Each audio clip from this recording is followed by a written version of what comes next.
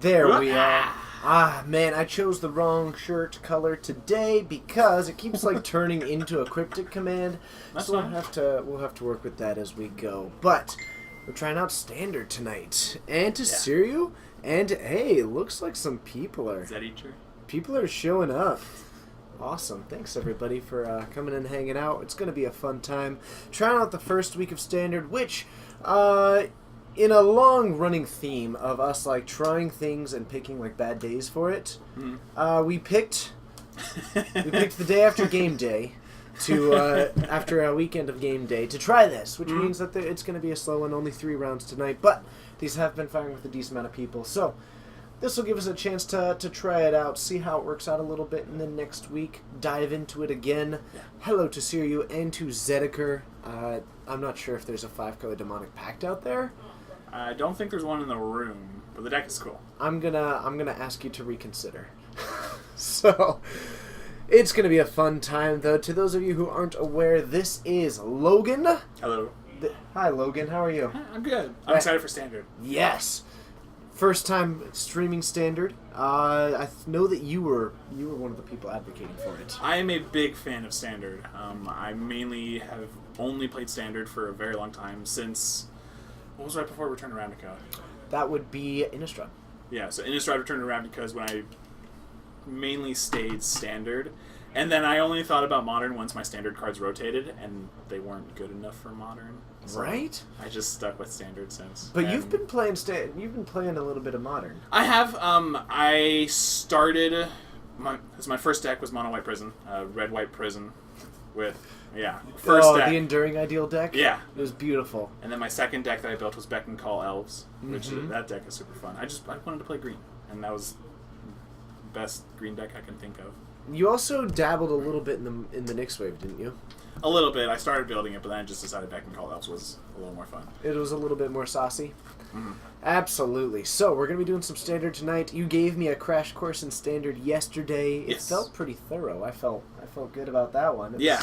The easiest way to look at Standard and like see what's happening in Standard was look at the most recent Pro Tour. Yeah. The top 8 like defined the meta for all of Standard. Even though they listed 2 decks as Esper Control, and I gotta say, they were not at all close to being the same. Hey, Siriu, thanks. To be honest, I don't play a whole lot of Standard either. This guy does. I'm Standard. I have not played a ton, though I will say it looks pretty sweet from the outside, and I'm looking at jumping back in. No, I think your hat's fine. Yeah, your hat is probably fine. I really chose the wrong shirt color. My shoulder really looks like it's like it looks like I had a tragic like Harry Potter apparition accident kind of thing happen. Yeah, it'll be interesting. But hello to the people who are joining. This is our inaugural standard stream, and I guess do you want to? It looks like we've got a little notch here. Coleman's going to tell us what we got. All right, I'm going to check on him real quick. Excellent, thank you very much. So we have got a match. Also, hello to everybody. I'm a little bit curious. Let me know if you're here because it's Standard or if you're here because it's us. Both of those pieces of feedback matter. We're going to be trying this for several weeks to see how it goes, and then at the end we'll decide if we want to continue this or not, and any of that information is helpful to me. So, I do know that we've got Coleman versus Mason. I believe Mason's on Jund. Yes, Mason's playing Jund. He's playing more of a big Jund. With Obnixilis and Chandra. So he's trying to go big with Planeswalkers. Okay. Coleman is playing one of my favorite decks in the format. It is Mono Blue Brain in a Jar. Okay. That actually sounds pretty cool. I will say one thing to Kayleigh. Thank you so much for joining. I'm honestly not sure if I recognize your name from the Modern and Legacy stream, so if this is your first time, welcome. And if it's not and I'm a bad person for forgetting, welcome. Thanks for joining. Anyway, it is time for round 1 of just the 3, but I'm pretty excited. Let's see how this goes. I'm going to start this timer, and we're going to head on down and have a good time. We'll see y'all there. Yep.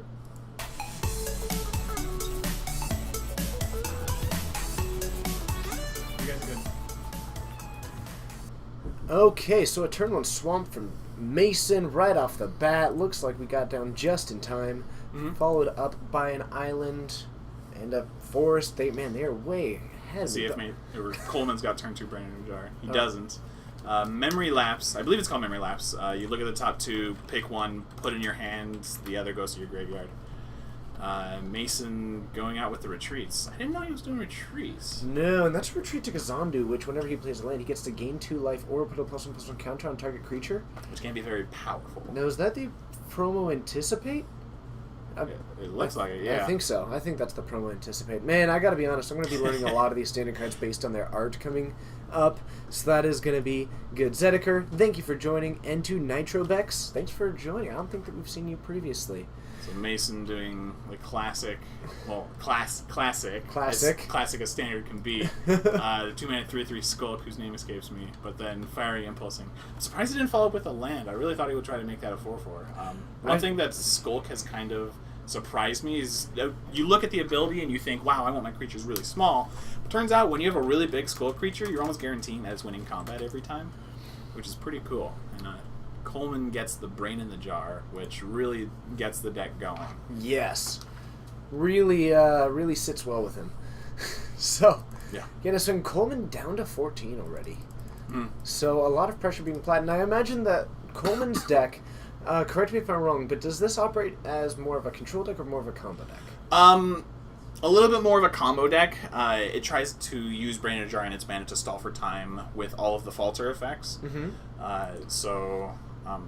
Adverse conditions and stuff like that to tap down their opponent's creatures. And then eventually, once they get Brain in a Jar in 6 and they have 6 mana, they use Rise from the Depths to make a ton of zombies, and then cast Part the Waterveil to take an extra turn, and then swing with all of those zombies. Okay. So, I guess Mason's path to victory lies in getting a pretty aggressive start then. Because the longer that you wait, the more Coleman's going to stall you out, from the sound of it, especially since Mason's going to be a fairly creature-based deck. Yeah. So, these retreats are going to provide an interesting little thing. Retreat to Valakute's going to be an odd choice here. Let's see here. That one gives you more bursts, where if Mason finds a fetch land, he can trigger both of them twice. There's no fetch lands, man. So Evolving Wilds. Oh. Evolving Wilds is played in Standard. Is it just for the... Okay. Not just for retreats, but for color fixing as well. Gotcha. It also can find a wastes if you need it. If you need colorless. So we do have another Brain in Jar for Coleman. Looks like he is going for more of these Anticipates. And just stacking up with all kinds of Falter effects. At the moment, what does the Red Retreat do? Hey, look at that. And to Order Zeph. No worries, it was a long... we decided to start the stream right after game day, which is, when you have the lowest number of people show up because they just did 2 days in a row of Standard. So I can totally understand it. And pieces of the puzzle. You reveal the top 5, and you can put up to 2 instants or sorceries from among them into your hand. The rest go to your graveyard, which is exactly what the Mono Blue Brain deck wants to do. If it's not casting spells, it wants them all in the graveyard, so that you can eventually turn them into zombies. Get zombies for them, yeah. Hooray! Because that sounds fair. And that's one of the few non-instant or sorcery cards, Jace's Sanctum. It makes all of your instant sorceries cost 1 less. And then when you do cast 1, you get to scry 1. Whoops. It's mainly just an enchantment, but it helps out with Surge. Because with Brain in a Jar, you're actually casting it. And then, you're essentially casting a spell for 1 mana, and then you get to Surge out for super cheap. And if you have Jace's Sanctum out, you're surging for 1 mana, which is pretty ridiculous. Pretty sweet. So, Jace's Sanctum, pretty sweet 4 mana though, and that is the Engulfing Shore? Yep. Engulfing Engulfing Shores. Yep. So, bounce each creature, only 1 on the board, so Mason having a pretty rough start as far as developing a threat. We did see a Fall of the Titans go off, but that's mostly just to deal a little bit of damage to Coleman. Otherwise, these retreats, Mason hasn't played a single land since playing either of them. Yeah. So really missing out on some of that value when he could be going for some of this life gain, could have been growing that creature. But Coleman's got all the time in the world, and that is not what Mason wants to give him. Yeah. He's already got one of the combo pieces in his hand, Part the Waterveil. He just has to get Brain in the Jar up to 6. And he's got so many cards in his hand. Crush the Tentacles just makes sure that he won't die in the next 2 turns. And if he ever finds Rise from the Depths, Coleman's going to kill him in 2 turns. And it is coming right down now. He does actually have the land in hand this time. Does he? From the look of it. Oh, yeah. So we have got a game trail. I think we're going to go for a +1/+1 counter, and I guess... I would go with gain 2 life. Would you? Yeah, just because the +1/+1 counter is almost irrelevant. Coleman's just going to tap it down anyways. True, but I think he at least needs to capitalize on the couple of turns when it's not going to be tapped down.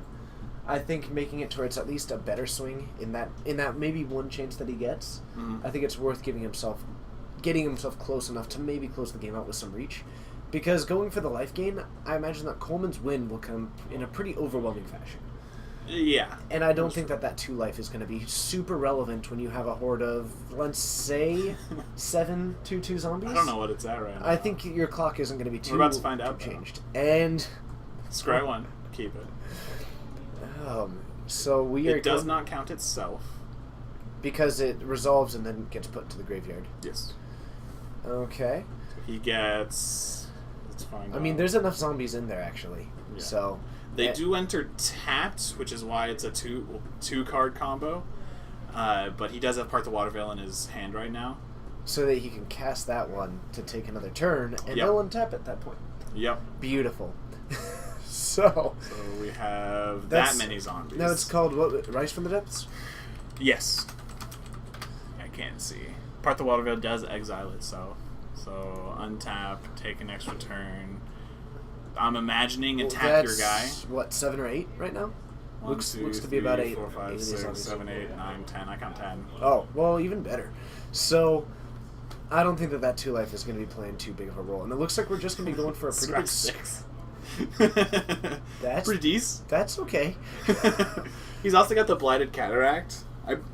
So whatever he does find, he can choose to just sack his land and go get the 2 cards. Or just cast that. Yeah. We're seeing Mono Blue Brain just completely keep down Jund, which is unfortunate. But also Mason just didn't get past 3 lands. No, and didn't have a great curve leading into that 3. And I think he just wasn't really able to apply enough pressure consistently. It was 10 zombies.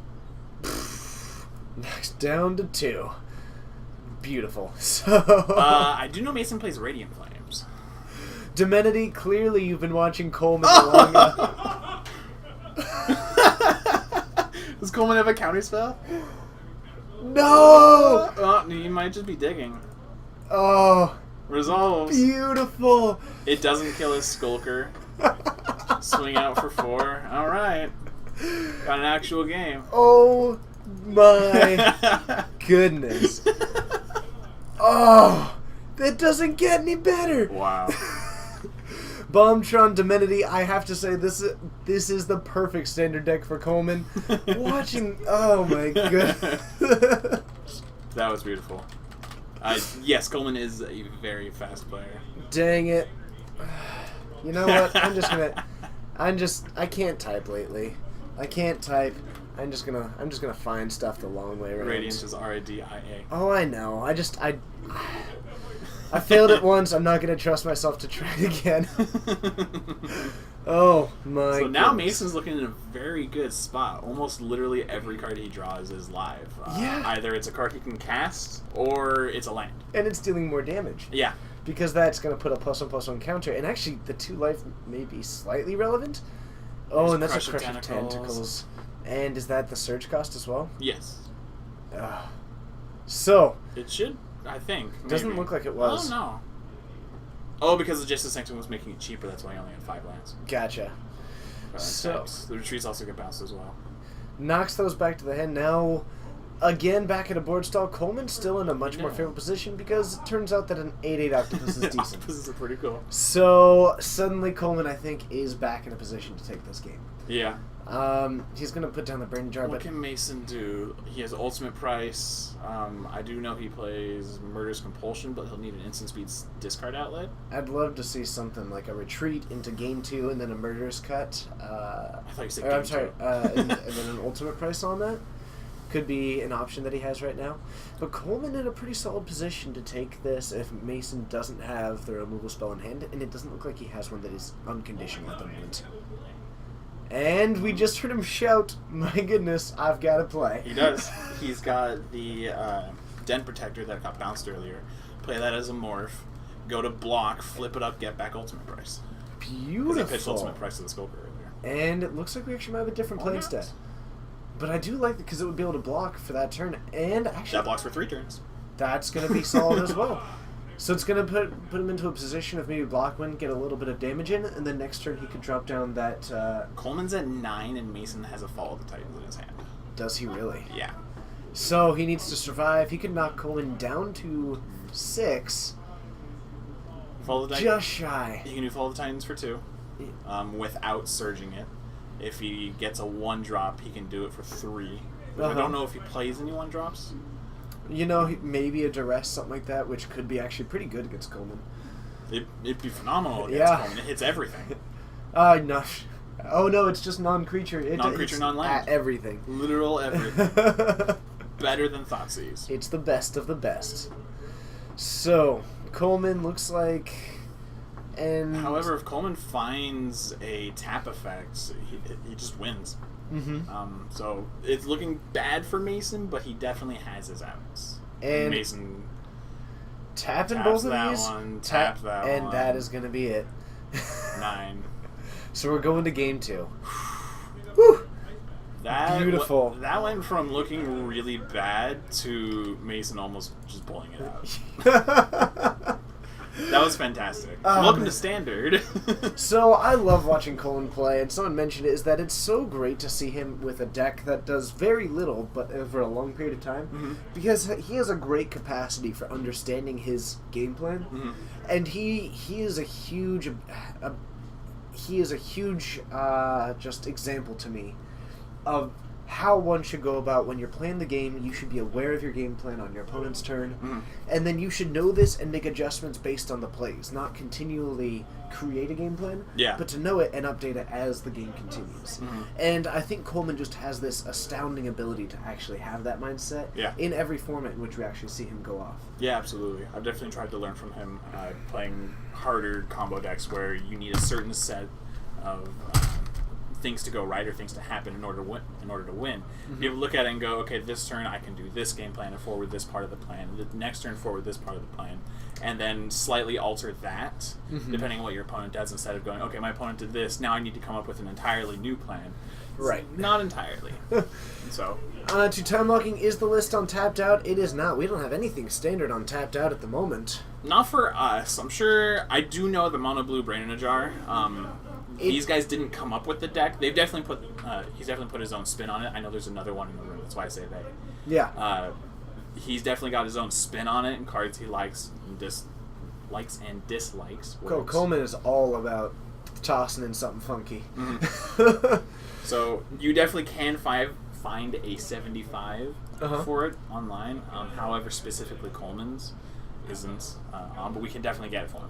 Yeah. From him. We can definitely do our best. It's been really hard for me to find the time to actually upload decks recently, but I'm sure I'll get to that point eventually. I bought a new phone today. I'm looking at buying a tablet, and I'll be honest with you.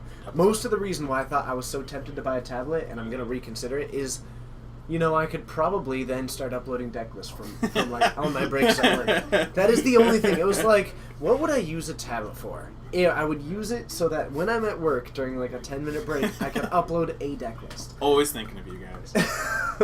Always. So we'll see. In the coming weeks, I might end up investing in one of those purely just to get more of this stuff done.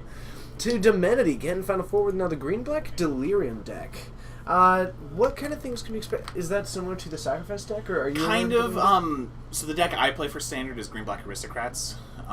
The Delirium deck is less low to the ground. It's more so trying to go big. Please correct me if I'm wrong. I'm assuming your game plan is to eventually get the Gitrog monster out and have that be like your biggest engine. The card's so cool. Some of the Delirium cards would be Traverse the Ulvenwald, which goes from finding a basic land to just being a tutor. Right. You can go get a creature or any land, right? Which is pretty sweet. And so there's some other cards, but green-black in itself just has some of the more powerful cards outside of mono-white, which is kind of funny. To Zedekar, I do not work at this store. I help out occasionally, but I actually volunteer all of my time on here. It's a lot.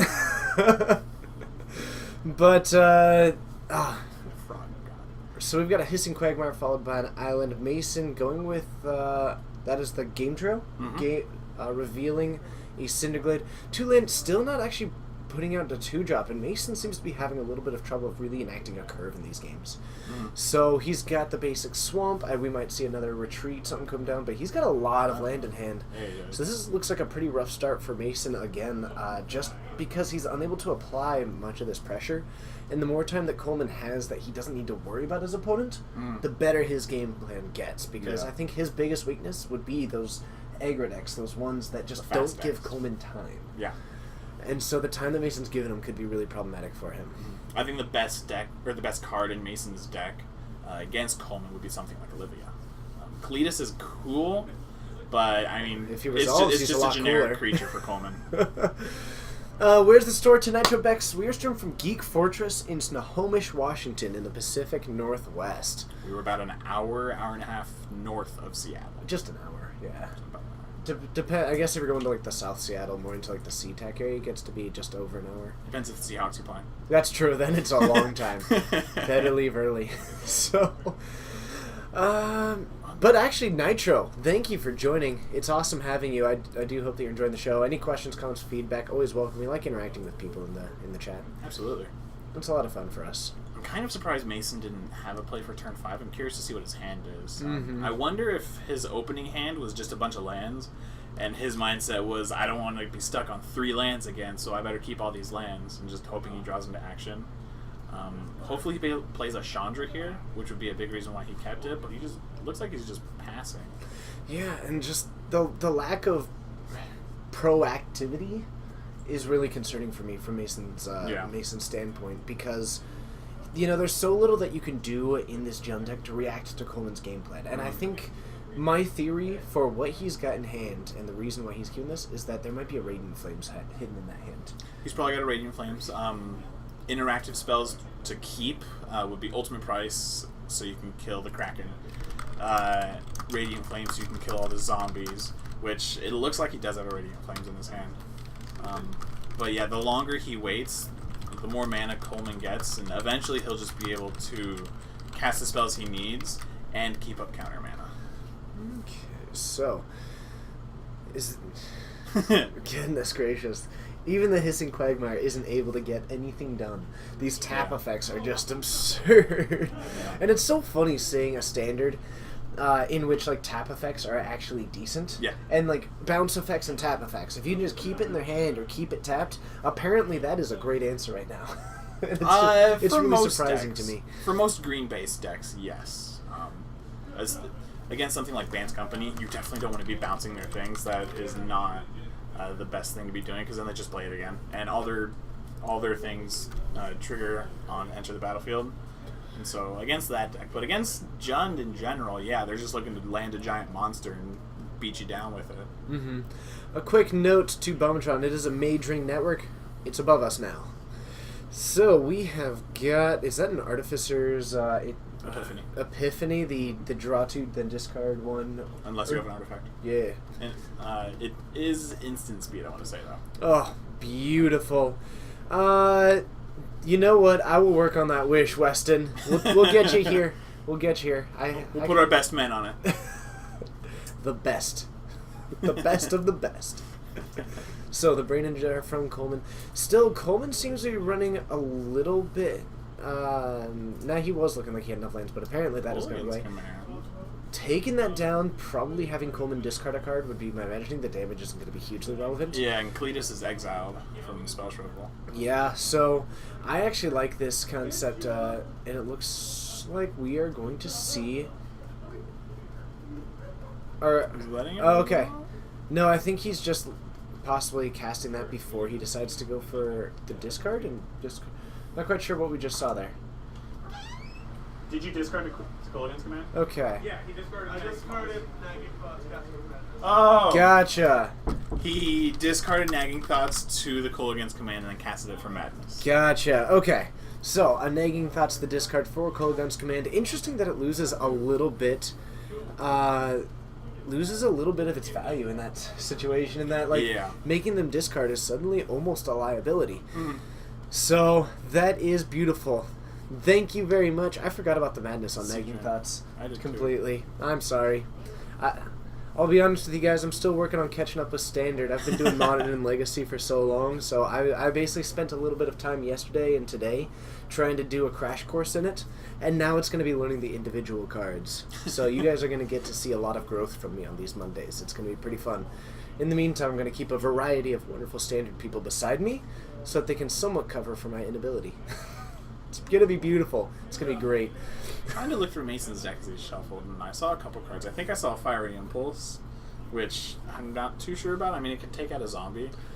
Yeah, I mean, we did see it in game 1, and it's going to do a decent amount, but I'm just not sure if it's going to be huge enough. It might buy him a little bit of time, and I think for Mason, the biggest edge that he has against a deck like this is a discard suite that Jund is often able to employ.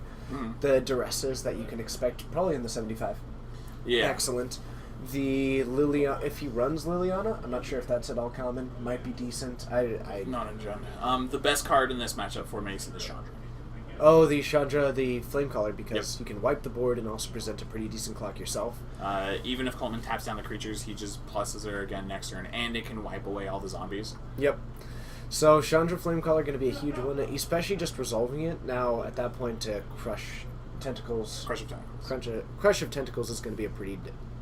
That's going to be Coleman's answer to that one. Yeah. If it does resolve. Yeah. And it's a pretty decent answer. Crush of Tentacles is fantastic, and I love that it's in this deck. Otherwise, I think I might see Radiant Flames. Now we are getting a Rise from the Depths, so this is where we're going to find out, does Mason have the answer to it? Well, Coleman having 5 counters on the Majoring Network means he can also cast Part the Waterveil this turn. Beautiful! And that might not give him enough time, so if he's able to survive, but I think that's enough token. That is, I think, 11 tokens. Oh my goodness. It's more than last time, and last time was 10. Yep. 11 tokens. So, we've got to part the Waterveil, and if Mason doesn't have a way to keep two of it, he does have the Radiant Flames in hand.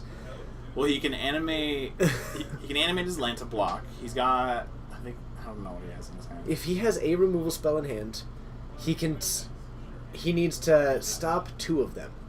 He could technically stabilize at 2. And that's a Fall of the Titans. So, he's going to... hit 2 zombies. We're going to hit 2 of those. Animate. And block. Just needs to survive. And actually, next we are going to see these... Is that enough? I don't think that is. That's going to leave him with 8. That's going to be Mason left at 4. Is that, I think? It's 11 minus 3 is 8, yes. So he's going to be at 4, untap, and then cast a Radiant Flames. And now it comes down to, does Coleman have the counterspell? He's got 2 Radiant Flames. And I heard him say why he kept it in hand. He had 2 Radiant Flames in his opening hand. Oh! That's a decent reason to keep it. There's a second Part the Waterveil from Coleman. Beautiful. So, a second Part the Waterveil, and Coleman going to be taking that game, or that match in 3.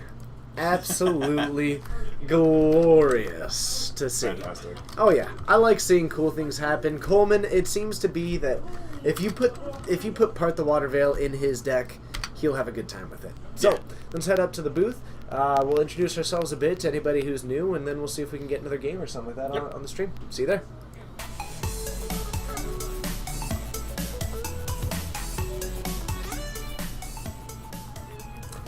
Hello and thank you for joining. My name is TJ. I'm Logan. And we are streaming from Geek Fortress in Snohomish, Washington. It's awesome to have you here for our first ever Standard stream, which seems to be going decently. We've got a decent crowd. I hope that you guys are enjoying it.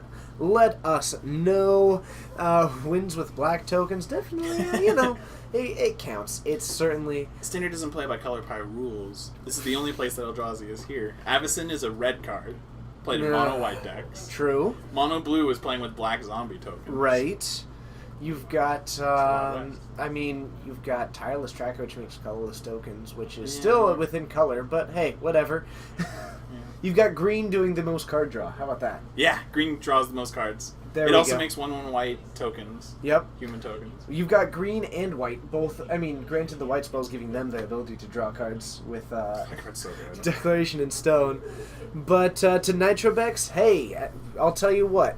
To all the people who are just joining us for the first time, if this is your first thing, you saw us playing Standard, I've got good news. We only play with real cards. We do this stream 4 times a week now. 100% natural. Oh my...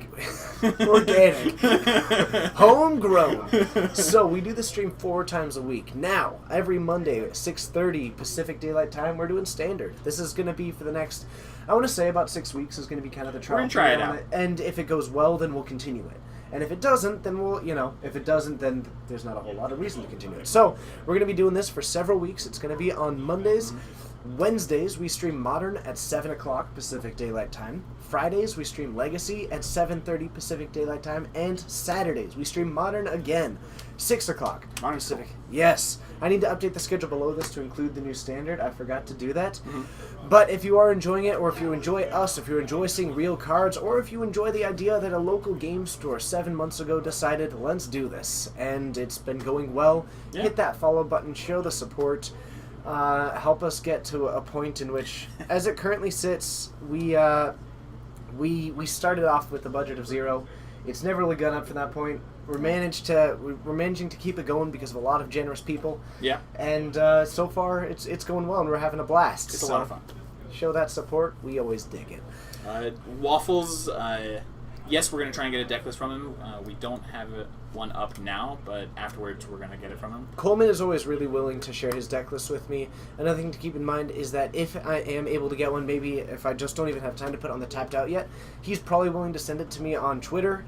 And if you do want to follow on Twitter, if he does send it to me, I will just retweet it out. You can find it that way. That is a decent way to find that deck list. I'm going to go see what's happening with the next gamer match. Excellent. So, having a good time, and yeah, we've been able to do this for a long time. I'm excited by the idea that we're starting Standard. Let me tell you a little bit about what my game plan for this down the line is, because I've been doing the Wednesday, the Friday, and the Saturday streams for a long time. We're just now adding this Monday stream, and I guess my hope down the line is to see how well it goes, and my hope is that it goes really well. And so in the coming weeks, what you can see is I might do it with a series of people, start having them be the ones doing all the button clicking and all those things that I'm normally doing. Turns out that it's a surprising amount, but we're going to keep trying to do that, have a lot of fun, and eventually, if this Monday is something that's popular, I might just pass it off to them, because I can say that as much as fun as this is for me, and trust me, I wouldn't do this so much if it wasn't just it's one of the most fun things that I get to do consistently throughout the week, so I have a blast doing this. But my fear is that doing this 4 times a week down the line could end up being pretty tiring on me. So, that is You are no tireless tracker. Nah, I certainly try, though. So, down the line, this is going to be kind of a fun trial, and then I'll be handing it off to some people if it continues well. And that is going to be kind of the method in which we start expanding, which I'm excited of conceptually. I am too. So, it'll be a lot of fun. And I think next time we have you on, as a heads up, we're going to end up swapping, and I'm going to end up putting you in charge of all this stuff. So, okay. It's going to be a step that's going to have to be taken. I do like Standard. So, do we have anything else in the moment? We're going to be going into round 2 because they were actually the last one to finish. We are going to have Adam versus Tyler. Oh, Adam's going to be on the wall. Hernandez? Yes. Okay. Adam is playing Esper Dragons. Okay. And Tyler Tobler is playing... what's the name of the card? Seasons Past Control. Oh, is he on the green-black... Green-black control? Yep. Very cool. I like that deck a lot. I got to see him. Tyler was actually our game day champion. Mm-hmm. And I believe this is the one that he was doing with, correct? Yes. He said he changed it a little bit, but I think mainly because he doesn't have every single card, so it's pretty close to the normal list. All right, well, let's head on down and have some fun times. Round 2. Now, in your expert opinion, who do you think has the edge? Because I think Tyler has the edge with Green-Black Seasons Past. All right, well, let's have some fun. See you down there.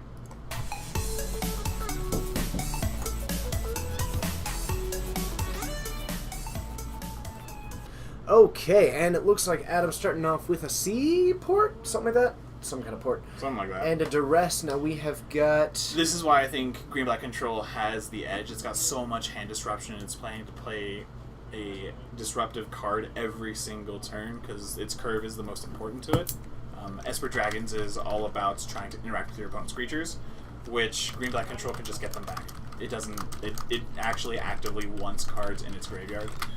It plays Evolving Wilds in a 2-color deck just so it can get a land back. It's pretty sweet. It's super cool. Watching him play it yesterday was a lot of fun. So a Tireless Tracker coming down, but not making it too far. Yeah. Which, sure, that's fine. I mean, and the problem is that this is going to become such a grindy matchup. So I think the edges that Adam has is that he has got, and the Transgress the Mind is going to be a really nice one, but I think Adam has got an edge in eventually getting both Silumgar and Dragonlord Ojutai. The reasons to be running Esper Dragons, really. Yeah. But he's going to have these really nice evasive threats that are going to be a little bit tricky for Tyler to handle, because the Hexproof and Tyler has a great removal suite. Tyler does run Languish. I believe he either runs 3 or 4 Languish in the main board, just because there's so many creatures in the format, and that deals with Ojutai. And then Dragonlord Silumgar dies to a myriad of removal spells.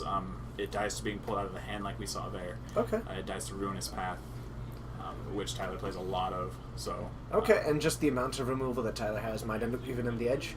And I think, when you're looking at a game that is going to be grinding, looks like an anticipate from Adam here. Yeah. When you're looking at a game that is going to be grinding, you have to think that the edge is going to go to the player that is casting a spell for 6 mana to get back maybe 4 cards from his graveyard. On the most I usually see it grab is 7. You get a land, your Duress, your Transgress, your Tireless Tracker, your Kalitas, your Tutor, and your Nissa's Revelation. So, a lot of possibilities. I mean, you can be generous and say that he'll often be getting 7 cards off of it, or probably 4 cards. I mean, I would be very surprised if he got under 5 cards, especially with Adam countering his spells. So, looks like we are not quite sure what that spell is. Tyler attempted to Duress. Adam then casted Clash of Wills for 1. Tyler paid for it, and then Adam countered it with another spell. Okay. Calculated Dismissal. Thank you very much. Oh, is that what that is? Calculated Dismissal. Let's take a quick look. Mana Leak for 1 more mana. But then you get a Scry 1, I believe. Hooray! You were right, that is a Calculated Dismissal. Look at this, I'm owning the art on these cards at the moment. Game time, it's great to see you. Thanks for joining. Okay, so... Siege Rhino Master, yes, he does run Infinite Obliteration. That's his other 3-drop. I love Infinite Obliteration. It's a really cool card, actually. It is a fantastic card in Standard right now. It's actually a win con. So here we see Tyler Dark Petition.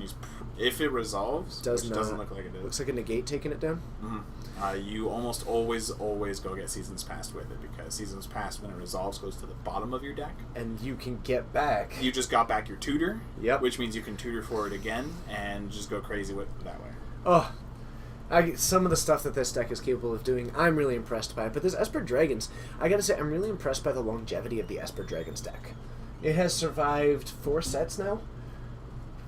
Cons, yeah. I mean, that's pretty impressive. So, Esper Dragons still... Actually, it's been 5, because it came around in Fate Reforged. At least when it got its start. I don't think it really caught on until Dragons, in which it got a lot of those tools. At first, it was just Esper Control. Yep. And then the Dragon Lords came out, and the Dragon Lords really pushed it a lot. So, I'm really impressed just by the longevity of this Esper Dragons deck, because its core lies at the best removal with these dragons. These are your win conditions. They enable a lot of those spells that came out at the same time, because you get a really efficient kill spell and a really efficient counter spell. And that just seems to be the core of it. It doesn't really matter what else is around it. You're going to make it happen. What you really need to make sure is that you have got dragons and the spells that actually become like a counter spell when you have them. Yeah. And that's pretty good. So, we have got... This is Revelation. It is 6 mana sorcery, search your deck for 3 basic lands, put them into play tapped, and then gain 7 life. Looks like we might have seen Adam going for some digging in response and getting the counter spell. So, gonna cast what appears to be a Silumgar Scorn on that one. Even if he did have a dragon, which it looks like he does, yep. If a Force Spike will be enough to counter it, you never reveal a dragon. Yeah. So a Khalid coming down for him. If you want to mention lands and creatures in front. Even creatures in front. Creatures in front. So makes our lives significantly easier to be able to identify the board faster. Yeah. So the Kalita's getting taken down. And again, we are at a board stall. So now, both players really light on cards. Adam having 2 cards in hand now after going for his draw. He's got 2 dragons. Tyler also fairly light on cards. And I think the tipping point is that between the top decks of these players, I think that Tyler's got a better one in Seasons Past. Yes. So that Ojutai is nothing to scoff at the moment, though. It depends if Tyler has a... the Languish? Yeah, the Languish in his hand. Languish is going to be a really nice tool. The other thing to keep in mind is that, if Adam swings in with it, then he's actually has it liable to take down a card. And actually take down those Ojutai. So Adam has to be really careful about how aggressive that he gets with it. Because if he is empty-handed and he doesn't have to stay on the counter spell to really make sure that it's protected... The Grasp of Darkness will kill it. And that is a Jace. So actually that's going to be a really nice tool for it. It's helpful, yes. Let's see. I can't think of an easy way for Tyler to kill it outside of Ruinous Path. I do know he runs it. However, Jace is already going to get some bonus, and Tyler does have the Grasp of Darkness to kill Ojutai, and Adam doesn't have it. Yep, and Adam actually looks like he got a Painful Truths in his hand at the moment. So, he goes for the draw and the scry, and that's going to be a really fantastic card. Rob, it's good to see ya. Okay, thank God. Tyler fixed his tapping. So here we're going to see him Dark Petition with Spell Mastery. Go get Seasons Past. He gets 3 mana from Dark Petition.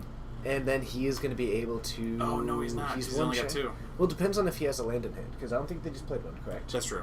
So if he does have the land in hand, though, would it be odd that he didn't play it ahead It would of be time? a little odd. But it's possible. Still, having that access to that 5 mana does mean a decent amount of options that he could have available to him.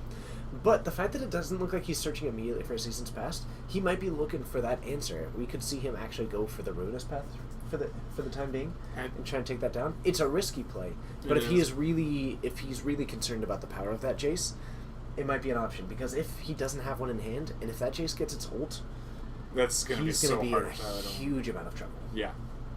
Now, Tyler does have, if he goes for it... He gets Ruinous Path, yeah. Yep, and he's going to cast that this turn.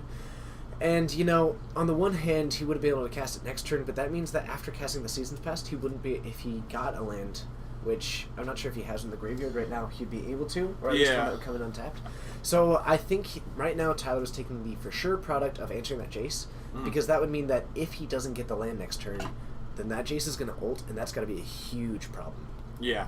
I'm trying to think what Tyler would get back with Seasons Past. So there's Duress, Transgress the Mind, Ruinous Path. Ruinous Path, or Tireless Tracker, that we saw Adam counter. He's got a Kalitas in his sideboard, or in his yard. He would get the Tutor back. He's got a Nissa's Revelation in his yard. And we've got another Painful Truths. Adam dealing all 9 damage to himself. Painful Truths into a Painful Truths at this point. Refilling his hand up pretty nicely, but he's limited himself a bit on the options of what he's got. And it looks like what he got wasn't huge. He got some lands. That's going to be nice for continuing to hit the land drops. But from what I saw, it looks like it might be one of the finishers, and then it looks like some of the kill spells, and those are, while good against this deck, somewhat less effective. I saw an Ojutai's Command, which is very good. An Ojutai, an Ultimate Price, at least 1 land. I think I might have seen a Grasp of Darkness as well. There's a Foul Tongue Invocation, which has actually put him in this game a lot more now. Yeah, being able to gain some life back is also going to be big. But the life doesn't matter that much, because Green-Black Control is more so looking to just lock out their opponent with rebuying Duresses and Transgress the Minds and kill spells, and just making it to where they're either ripping the hand, or ripping the relevant cards out of their hand, or just killing the creatures when they play them, and then doing it again and again and again and again and again, over and over and over, and then eventually playing a Nissa, flipping Nissa, and then making Ashaya the 4/4, and just eventually beating them out with that. So, read the bones from Tyler. Looks like it's just becoming a draw fest of value at this point. Both players trying to get back to a hand that can actually do anything. They both got pretty low, but I think Adam chaining together his Painful Truths was a really big step for him in retaking this game 1. Now it's up to Tyler. It looks like does he actually have the Seasons Past in hand? I think he may have gotten it off of that. Oh, no, that's not... Okay. So you can go get a Forest, which would be very important for him. Nope. Never mind. Doesn't look like he's going to be getting a Forest. Counter draw. Yep. Cryptic Command's pretty good. It's okay. So Najutai's command, taking that one down, heading back into Tyler's turn. And it looks like he still does have another counter spell in hand, so he's actually got a couple of counters, and those are going to be a lot bigger against Tyler than these kill spells. Yeah. Some of them are going to be nice options. A Grasp of Darkness, taking down the Ajutai again, and that is a calculated dismissal, and Tyler taps out to do that, so he's going to be taking some damage. Adam is going to be really feeling his hand. I think Adam's starting to take the edge at this point. Yeah. It's going to be such a long fight for Tyler to get back in this, especially since Adam's got so many lands to keep untapped. He's able to threaten so many counter spells, and Tyler kind of just has to try and go for it and pray it happens, but once again, it just didn't. It's not working out. Even if that did resolve and he went and got Seasons Past, if he resolved that, Adam's going to hit him for 7 again. So, what have we got here? I'm going to try to see what I can find at the moment. So, I'm going to guess that that he's pretty close to the list that was on the Pro Tour in Adam's field. Adam's Esper Dragons? Yeah. I don't know. I know he has played Esper Dragons for a while, and he's just kind of ported it over every time there's been a rotation. Mm-hmm. And actually, his running of Jace is a little bit outside the realm of normality. I remember yesterday when you were talking, you talked about in these Esper Dragon decks, what you're really looking for is Omnixus over it, because, when you are trying to just fight these attrition battles and go into late game, you don't want to have to answer a card twice. Mm-hmm. And I think that's kind of what Jace enables, is that that bounce ability means that you're going to be answering that card twice. They're definitely close enough to where if you have personal preference, you can just run one over the other. I mean, they're not that different. Mm-hmm. They do have a little bit of differences. I can see why Adam would be running Jace over him because he's running Painful Truths. And the possibility of Jace is huge. Yeah. The plus on Jace is a lot better than Omnixilus is, but if that was an Omnixilus there, he would have been down to 10. He would have dealt 10 damage to himself through 3 Painful Truths and a single Omnixilus. And so that's a lot of damage to yourself. And so I can understand why Jace is a little better. Adam also runs more counter spells than most Esper decks. So I can see why he's not as worried about running Jace to bounce and just counter it again on the replay. So things that I'm expecting here is from Adam, one thing that I'm expecting is that any Infinite Obliteration in the sideboard are likely going to be coming in. Another thing that likely going to come in, any Copies of Duress. I think these sideboards are going to be pretty similar as far as their choices go. I think we're going to be seeing Tyler make similar choices in bringing in things like Infinite Obliteration. Yes. I think he has the full Duress set in the main board already, but if he doesn't already, that's going to be coming in. Infinite Obliteration is fantastic against Esper Dragons. If you can resolve 2 of them and just name Dragon Lord Ojutai, Dragon Lord Silumgar, it's so hard for your opponent to win. Life is Bowling, when does Standard rotate? It will be when the set after Eldritch Moon enters into and that is going to be the fall set. When that enters, we'll be losing Dragons and Origin and officially stepping into the new rotation. 3 blocks. Yes, which is going to be 3 blocks at a time, but 2 set blocks. And honestly, I know that there was a little bit of disagreement whether or not that's the right call in the community in general. Personally, I actually kind of like the idea. I wasn't too sure about it when they announced it. I really liked having 3 and then a core set and then 3 because I felt like I got to play with my favorite cards longer. Definitely true. But after being in the pseudo transition period, I'm really enjoying because I'll look at the new card and be like, okay, how did these interact with the older cards? And I'll look one set before, and I'll finish looking through that set. So, like with Shadows, I went through all of the Battle for Zendikar cards. And it's like, oh, I can do this, this, this. And then it hit me, and I was like, I still have Cons cards I can look at. All the Dragon Lords are still legal. All the Origins cards are still legal. It's a lot. It turned out maybe not literally being a lot more cards, but in my mind, I was like, man, I got so many more cards to play with. And I feel like having 3 different blocks means that having 3 different set designs gives you a lot more variance of play. And a lot more interactions to be found. So, and also I think just quicker rotation, it's going to be a lot nicer for being able to put in test cards. Yeah. You can be a lot more creative with a card because let's take a quick look at... I can tell you about Evolving Wilds. I can tell you about Thoughtseize. Thoughtseize dominated Standard for how long? Very long time. Very long time. And it should have, rightfully so. The card was an absolute house. And while it's a very small thing, when you take a card and you say, okay, well, this is going to be in Standard for X amount of time, Now that time is a little bit less, and it also means that you have a lot more freedom to change the environment that it's in. Yeah. Because when you were looking at Theros in Standard, you basically had 2 environments for it. That was it.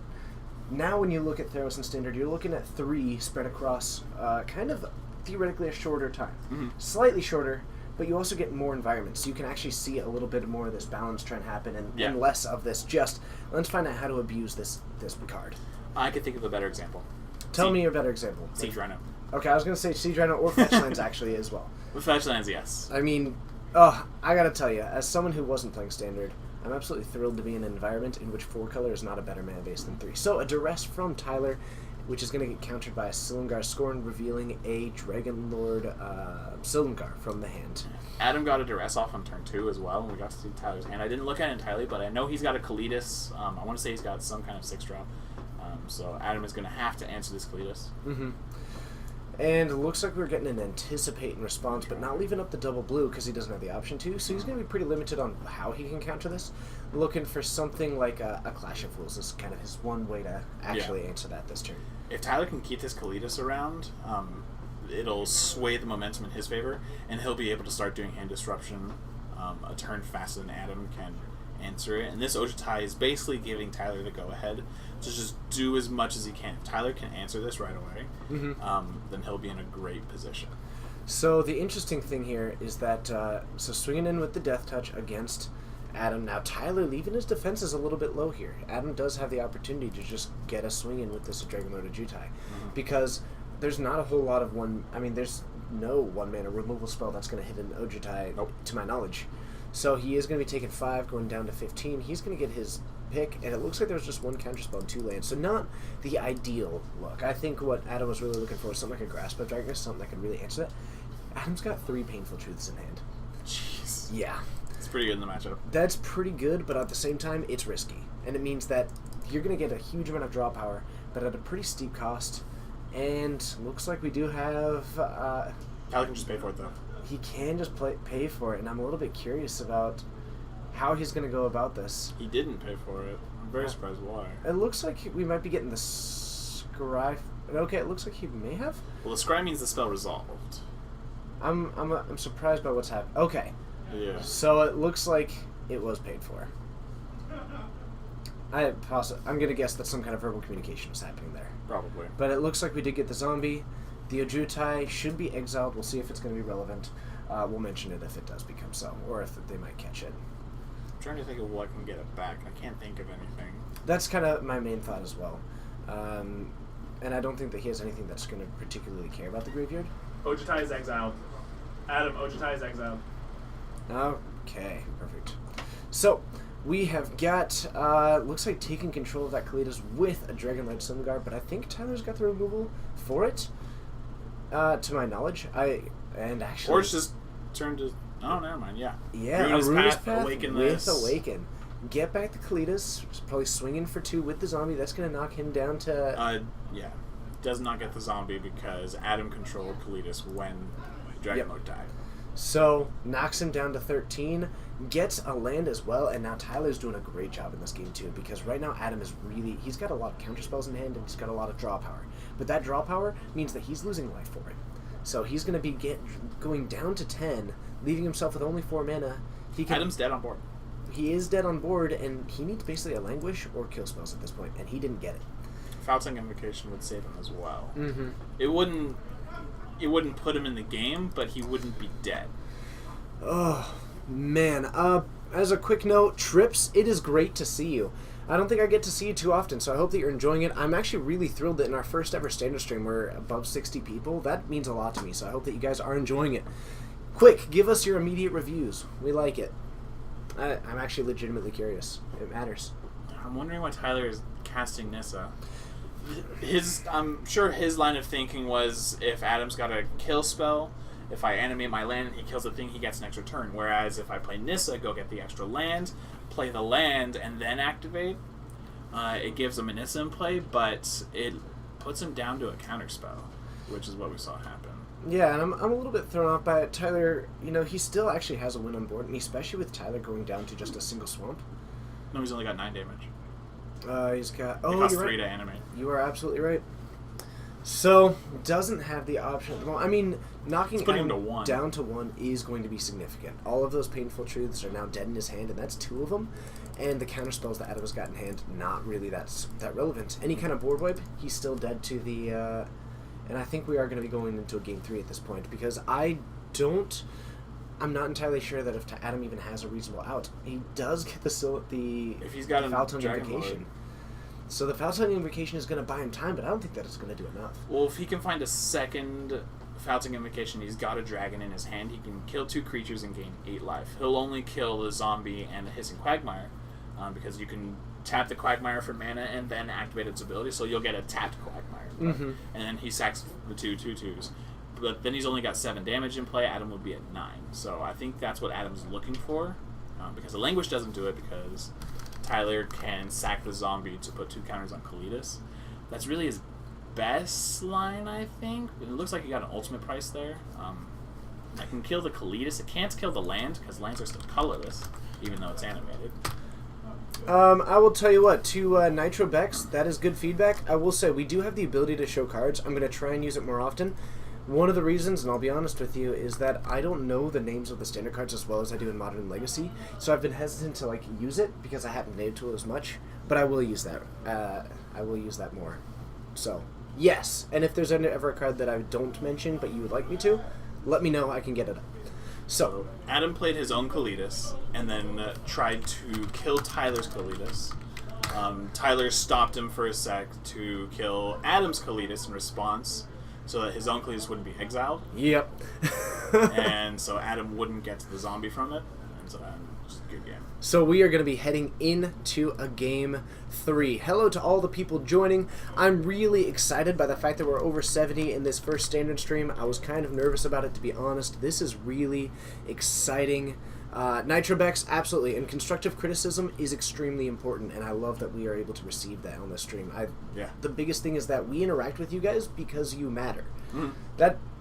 That's kind of our main game plan when it comes into this whole thing, is that you guys have a say in what we do, you guys have a say in how we represent ourselves, and that constructive criticism is extremely valuable to me. So thank you for being willing to make that, because I think it's your first time in this stream, so tossing that out, good on you. That's really important. Please do it more. Having fresh eyes is really, really impressive. Night to Night, thanks for joining. We're having a good time. So, standard going well. Anybody, let us know if you were brand new, because I'm curious to see how many of these people are finding us because it's standard. We've only done Modern Legacy previously. If you are brand new, even if I've already recognized you as brand new, let us know in the chat, because I'd love to welcome you. I'd love to get your thoughts, because I'm actually really curious to see if there's also what's the word that I'm looking for? An audience, thank you. I couldn't think of it for a moment. If there's an audience for this standard stream that hadn't found us through Modern and Legacy, because I do know that there are people looking for paper Magic. That's a big thing, and previously we've provided that through those other formats. Yeah. But if there's people who are finding us just because that it's this standard, that also means a lot, because one of the things that we're evaluating is, one, how many people are we getting? How many people are looking for it because it's standard? These are all really important things. I'm excited by the fact that this is being found. And Nitrobex, you're awesome. Thank you so much. Time Walking 27, it is not on Tapped Out yet. However, we can get it from Coleman later and have it up either We'll try. Recently. Soon. He's very good about trying to put it on, and it's very possible he'll just do it himself and then tweet it to TJ, and TJ can just retweet it there. The Gitrog Monster, there is one Jund deck in the room. Green-Black Control plays it. I don't know if it's a 1 of or a 2 of, but he does play it as one of his big giant possible win cons. Mason might also have it in his deck, in the Jund deck. I'm pretty sure he plays at least 1 or 2. It's just, if you're playing green-black, unless you're the Aristocrats deck, it's a powerhouse. It's too hard to ignore. Life is Bowling, thank you so much. We do appreciate all forms of it. And I do hope that people are enjoying Standard. I gotta say, I haven't... Watching it has been a lot of fun for me. I haven't been playing it much. I'm actually looking at, getting into it a little bit to also just further the knowledge from a playing it perspective. Mono Red's not good, though. Mono Red isn't good. And Infernum, you asked right as I was answering it. I'm actually looking at something with these Pyromancer's goggles. It makes me feel bad that that's like the lengths that I have to go to for red. But cool is cool. So, Adam, having some trouble with the mana base at the moment. He does have an Evolving Wilds and a basic island. Probably going to be going for black. He should be going for a black now. He's upset because he forgot to crack it at the end of Tyler's turn, and then drew his card and played a land before he remembered to crack it, so it does enter tapped. Yes. Which means he does not get to counter Tyler's duress, but doesn't look like Tyler has one. No, and goes for the plains instead, which is an interesting choice. Means that he probably has no Jutai in hand. No, it doesn't look like he does, so it could just be that he has I think it's just because he has a swamp in hand and doesn't have one. Yep. So went for it and unfortunately got the plains and then drew the land that would have provided him the white mana. So having a little bit of issues with the mana base at the moment. Transgress coming out but getting countered by Adam. Adam having a little bit of issues. Seems to be getting a whole lot of land as well. Yeah. So Tyler so far doing a nice job of at least applying a little bit of pressure with this Transgress. And I think that he can afford to be patient right now. So a Duress coming out. The interesting thing is that most of these spells that Adam is using are the ones that likely Tyler would have taken anyway. Yeah. That's the interesting part, is that, you know, Tyler's gonna... The biggest thing that Adam is protecting right now is information. Infernon, yes I do. Yes I do. Hats are awesome. So I read the bones from Tyler, again getting countered. I do know that sometimes whenever my opponent duresses me, and they're looking at my cards, they separate all the cards. If they take my creature and not my kill spell, it means that they don't have a creature for me to kill. If they take my kill spell and not my creature, it means they have a way to deal with my creature, and they don't want me to stop their creature. So seeing how your opponent takes apart cards in your hand also gives you information as well. Absolutely. And that's kind of one of the big things, is that when you're looking at using a Duress or a Thoughtseize or whatever it is, those hand disruption spells are actually kind of skill challenging. And on their surface, they have a lot of sometimes easy decisions, but on like a deeper level, over time, they can actually become pretty good. That is 2 Ruinous Paths, 2 Grasp of Darkness, and a Kalitas. And Adam gets to take a non-creature. So I think you probably go for the Ruinous Path because of the Awaken ability on that, more than anything. They can also kill Planeswalkers. And the Grasp of Darkness, you know, if things are going to die anyway... Oh, and wants to make sure that he takes the F&M Pro. Okay. Sure. But, you know, Tyler, he's got a wealth of removal. Any of those big game-ending threats are going to get hit by what is currently in Tyler's hand. Goes for a Painful Truce, knocking himself down to 17. That's great for Adam, though, because if Adam can land a Planeswalker, it means Tyler has to tap out for a Ruinous Path, and then Adam... Like, suddenly Adam is the aggressor. And anytime the control deck is the aggressor, things are going bad for the other deck. So, continues to hit these land drops. I think Adam has got a little bit of removal as well. And here's an interesting thing. Watching Adam, he puts relevant lands in front of his other ones. Which is pretty interesting to see, and it's an interesting methodology to take. He didn't do it on turn 1, and we saw him forget his Evolving Wilds, exactly. So it makes sense to me. Exactly, and I think that's why we saw him, because I believe that there's been a situation in which he forgot that he had a man land, which is why we're seeing those sit in front of the rest of the mana base as well. It's smart, it makes sense. So an Anticipate here looks like putting the Jutai's command on the bottom, and I wasn't able to see... He grabbed an Ojutai. Oh, is that what it was? So puts down in an Ojutai. The interesting thing is that Tyler's got all kinds of options as far as... Adam's got a lot of lands, and him grabbing a blue mana every single time with his Evolving Wilds means he can cast a double Silumgar score. So a pass back from Tyler, who's waiting to take this down. Now, he does have 2 other removal spells, but that means that Adam, you know, can use 2 counter spells, and I'll be curious to see if we end up getting a stack battle over this like this. Yes, the... Infernon. Oh, it's so cool. Tyler won game day yesterday with this as well. So, okay. And a Narset. Transcend. Now we get to see the plus ability. I'm a little bit curious to see him going for this pre-combat, and that I think he might be looking for something before he actually taps down this, the Ojutai. Because otherwise, I would have liked to see that after combat. Yeah. Tyler's going to try and do a Grasp of Darkness. Adam's just going to counter it. Tyler's going to try and do it again. Adam's going to counter it again. And we've got a funnel stack battle happening. So now Tyler has to find a way to deal with this Ojutai and Narset. Either of them will kill Tyler. Yes. And I think he's going to probably prioritize the Narset. 5 mana, he's going to go for a Dark Petition. Into probably a Ruinous Path. Probably. And then take down... Or a Grasp of Darkness. Because Ojutai kills him in 3 turns guaranteed. So takes down that one. Now the Narset, the plus ability... you know, I think that we're more... You reveal the top card of your deck. A reactive deck, probably going for something we might see... A reactive deck with the rebound ability, not as scary. So I think what we're mostly going to see is Adam plus it, and we're looking at maybe a 60% chance plus of actually getting a draw off of it. That is going to be good, maybe less good than being able to look at the top 3 and take any of those, however. So I think we are going to see that plus ability off of the Narset. He's thinking about it because Rebound Anticipate is pretty cool. The biggest one, though, is if Tyler has a creature, being able to rebound a Languish is really nice. And meanwhile, Adam's just drawing a card every time. Hooray! So, and actually that's a nice one because now he can actually basically cast a Mana Leak on this Runeless Path. But we have a Nissa coming out, and I'm a little bit surprised by that because... I like it, because if Adam doesn't counter it, Tyler's going to go get a Forest, play a 7th land, and flip Nissa right away. And that is something that Adam doesn't want, so if he does counter this, Tyler potentially gets the chance to cast a Ruinous Path. That's a great point, and now this is going to get hit by the Ruinous Path. So Adam using his land to get back Dragonlord Ojutai to then make Silumgar Scorn live. Yep, and doesn't quite have enough because he does have he doesn't, I don't believe, have the Clash of Wills.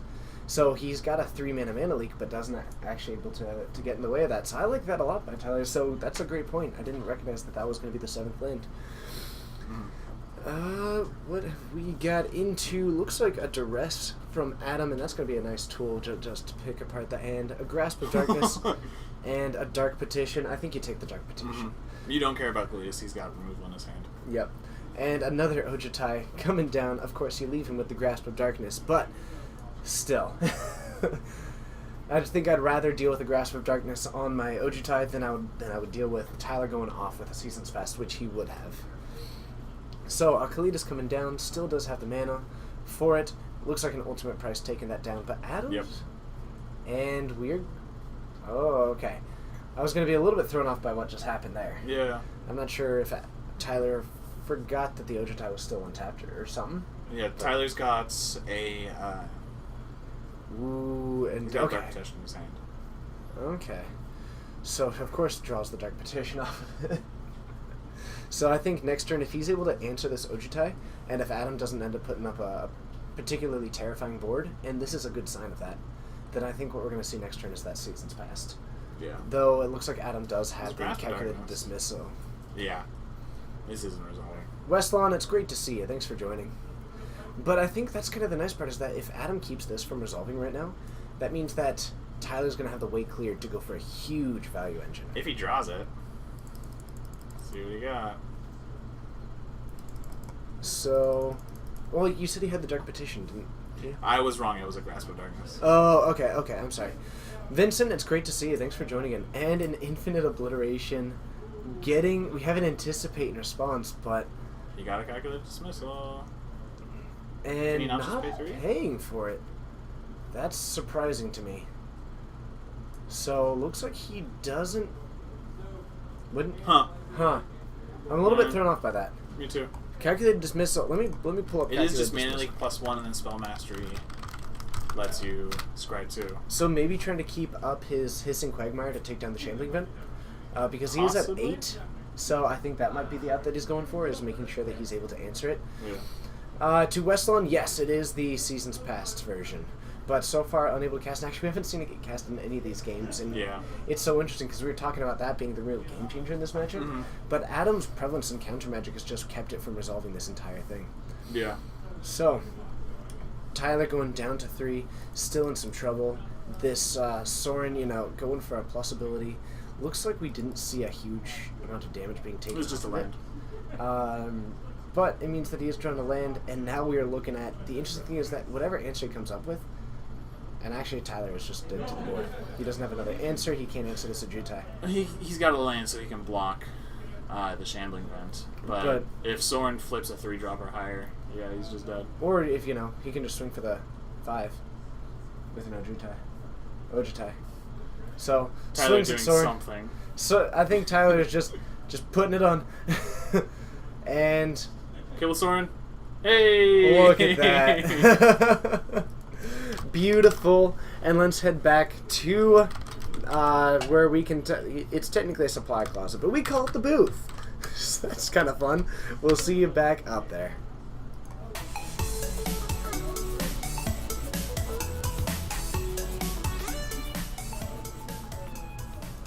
Hello all, thank you for joining. My name is TJ. I'm Logan. And we're streaming from Geek Fortress in Snohomish, Washington at 80 people for the standard stream. I gotta say, that's a great way to kick it off. Yeah. Only 3 rounds tonight because as it turns out, we just had game day for Saturday and Sunday. People, I think, taking a day off from 3 days in a row of standard tournaments. So I am thinking, that we are going to be looking. I mean, we've been looking at around 20 people for our standard tournaments consistently. Yeah. Last week we had, I want to say 18, and the week before that 22. Yeah. So I'm definitely pleased about that. So we're going to be keeping up these Monday tournaments going forward. And I gotta say, sitting at 80 people right now is a great start to this. That's given me a lot of confidence in us actually continuing this standard stream. So again. I know that I ask this a lot of things. Logan doesn't have a Twitter at the moment. I'm going to try and convince him, especially if he ends up doing this a lot. I do have a Twitter account. However, I follow one person. It's the PAX site, so I can know when they have tickets going. You should look at. We should end up giving you a nickname, and then we need to make have. Oh no, you're right. We have one. the Ultimate Warrior. Yeah, of course. Which is actually really fitting, considering how often I find myself watching the Macho Man Randy Savage just do things. So clearly we have a wrestling theme between us, and which is funny because neither of us watch wrestling, to my knowledge.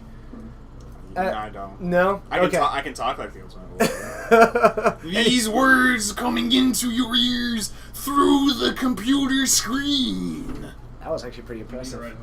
So I'm loving it. So it is going to be a blast, having a good time. We have a good night. We're having a lot of fun. Oh, so much fun. Standard is always a good time, and we're going to be continuing this forward. So, this is extra important, and I know that I ask for this a lot, and some of you have done a great job of providing this for us. But in these modern streams specifically, for the next few weeks, I'm going to be looking for a lot of feedback on a variety of things. How are we doing? What are your thoughts on us even doing it at all? Any kind of thoughts on this are important, because right now, this standard stream is uncharted territory. It's uncharted territory, and it's kind of on a probationary term, so to speak. We're investigating to see how it does. Any clues are absolutely appreciated. Exactly. So, if you guys like it, don't like it, it does matter a lot, and it matters a lot for Wednesday and Friday and Saturday, but this is one in which we're really particularly looking for that feedback going forward. So if you guys can provide that, we'd love that a lot. Any advice for our red-green werewolves to stand up to standard board sweepers, getting back into standard after a while, and this deck seems fun and quirky? My initial thought is that Atarka's command at least lets you get a boost off of... You can give your creatures +1/+1 and try and go around it, because the biggest board sweepers right now are Languish, and kind of the one that kills on non-lands. Mm-hmm. That one's pretty cool. But other than that, there's not a lot of board sweepers other than Languish. So if you can make your creatures big enough, they can usually survive through it. Not a lot of mass regenerate as it currently sits, though. So it's going to be a problem, and I think that's one of the reasons why we're not seeing those aggro decks really flourish at the moment, is because Languish is so prevalent. Yeah. Are we still considering having one stream where we broadcast WWE style? Yes. Actually, this is an idea that I've been enjoying for a bit. Basically, the idea comes down to, and I'm still working on getting all of the mods and all the co-hosts into one thing. I'm going to make a Facebook group for it. Thank you very much. And I'm excited for it, and we are going to be looking into it to basically try and get all of the mods in on it as well, and spend a day just talking like it's a WWE themed one. Another one is doing like an analogy day, to where every single way that we commentate is by providing just absurd analogies to everything. I provided a really fun one the other day about what modern format is like going forward. If anyone remembers that, that's what it would be like. Just absurd. Planar Outburst. Planar Outburst is another one, but it doesn't see a whole lot of play right now because the white decks are the aggressors that don't want to be wiping the board unless it's with Avacyn. That's a good one. I've killed people with their own Avacyn flip. That was fun. That was even fun to hear about. So, what have we got here? So we have 2 repeats. That's fine by me. Is Coleman, this the finals? Yes, this is the finals. We only had 8 people, so a little short since we just came off of game day. That's okay. But we have Coleman, who is not on the wall. Okay. Playing mono blue. Brain in a Jar. And then the Esper deck we just saw, Adam Hernandez. Okay, so we are going to be getting a quick repeat again. Something to keep in mind is that we're a little bit light on the decks just because... There's just not a lot of people. Yeah. Game day kind of made us not really want to go anymore. It was kind of madness. Especially considering the mechanics. So, these are going to be 2 repeat decks. We're going to see Mono Blue Brain Ninja try and take down Control. Now, I do think that Control is going to have a nice edge in this matchup, just because of the prevalence of the counter spells against this. But I'm excited to see it, and be sure to keep in, because we're going to be able to get a much bigger variety of decks in future streams. But we kind of poorly chose our first stream date, let's be honest. But if you are brand new, be sure to hit that follow button. Let's check out round 3, and then depending on how quick Dylan wants to take off, we might stick around a little bit, do some Q&A, things like that, if we can try and find some room for it. Anyway, let's have some fun. See you there.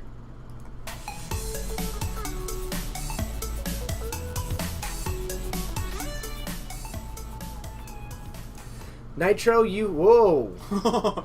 I knew they were starting. Okay, and apparently we are in game 1. Coleman going off, and Adam having some trouble with some land drops as we're catching in.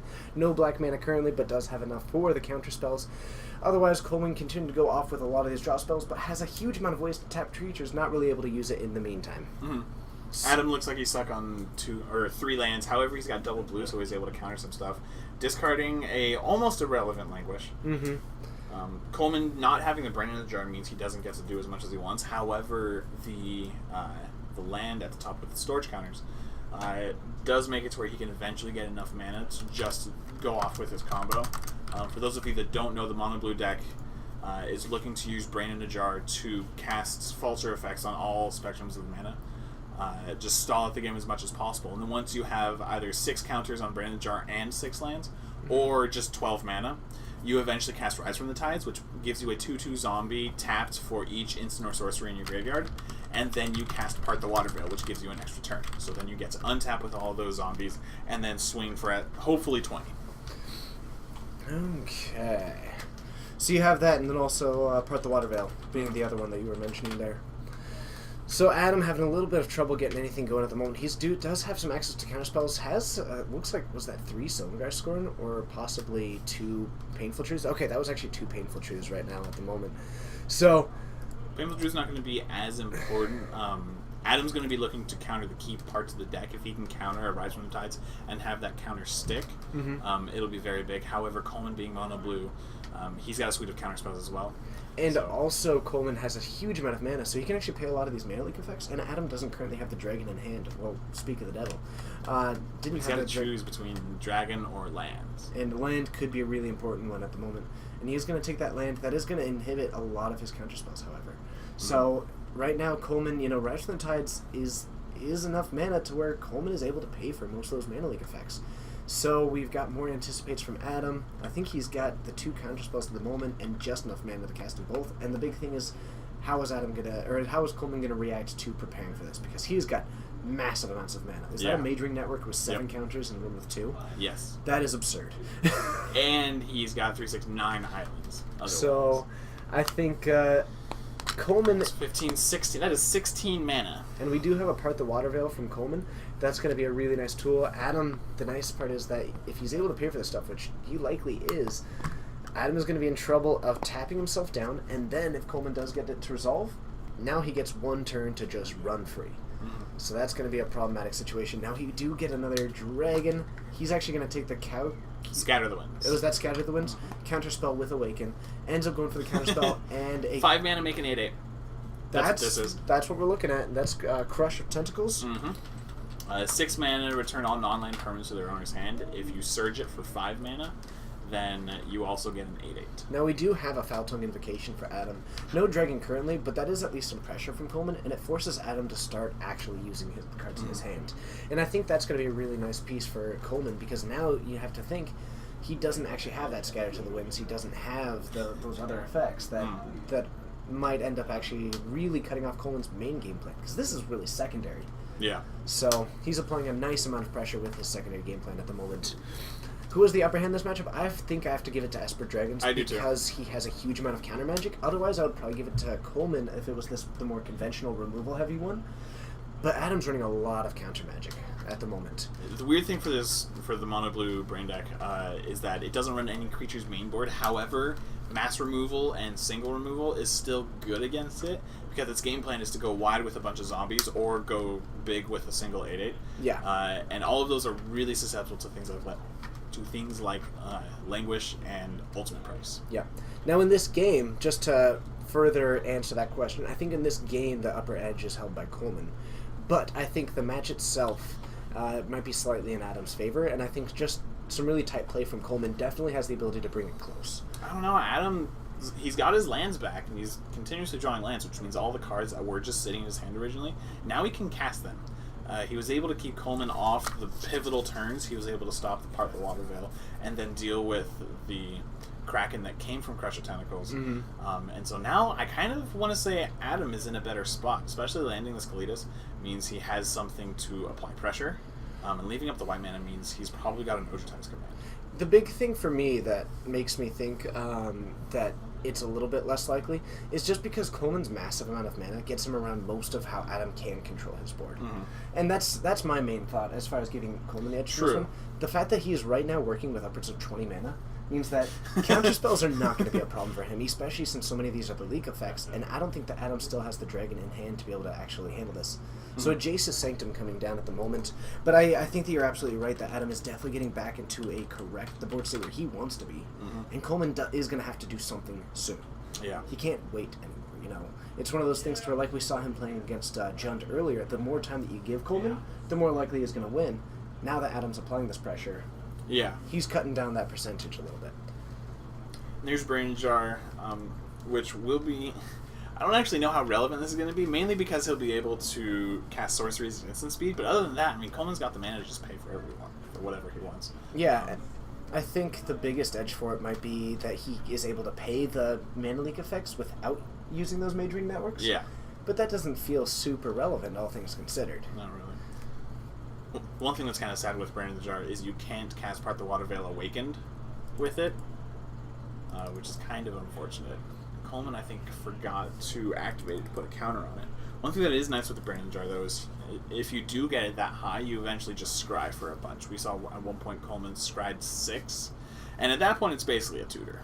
Yeah, and that's going to be a really powerful ability here. So, we are looking at continuing to tap down the creatures. This Kalitas is never waking up. No, this Kalitas has been really, he keeps his eyes flutter a little bit. He thinks about it. He has a bad dream.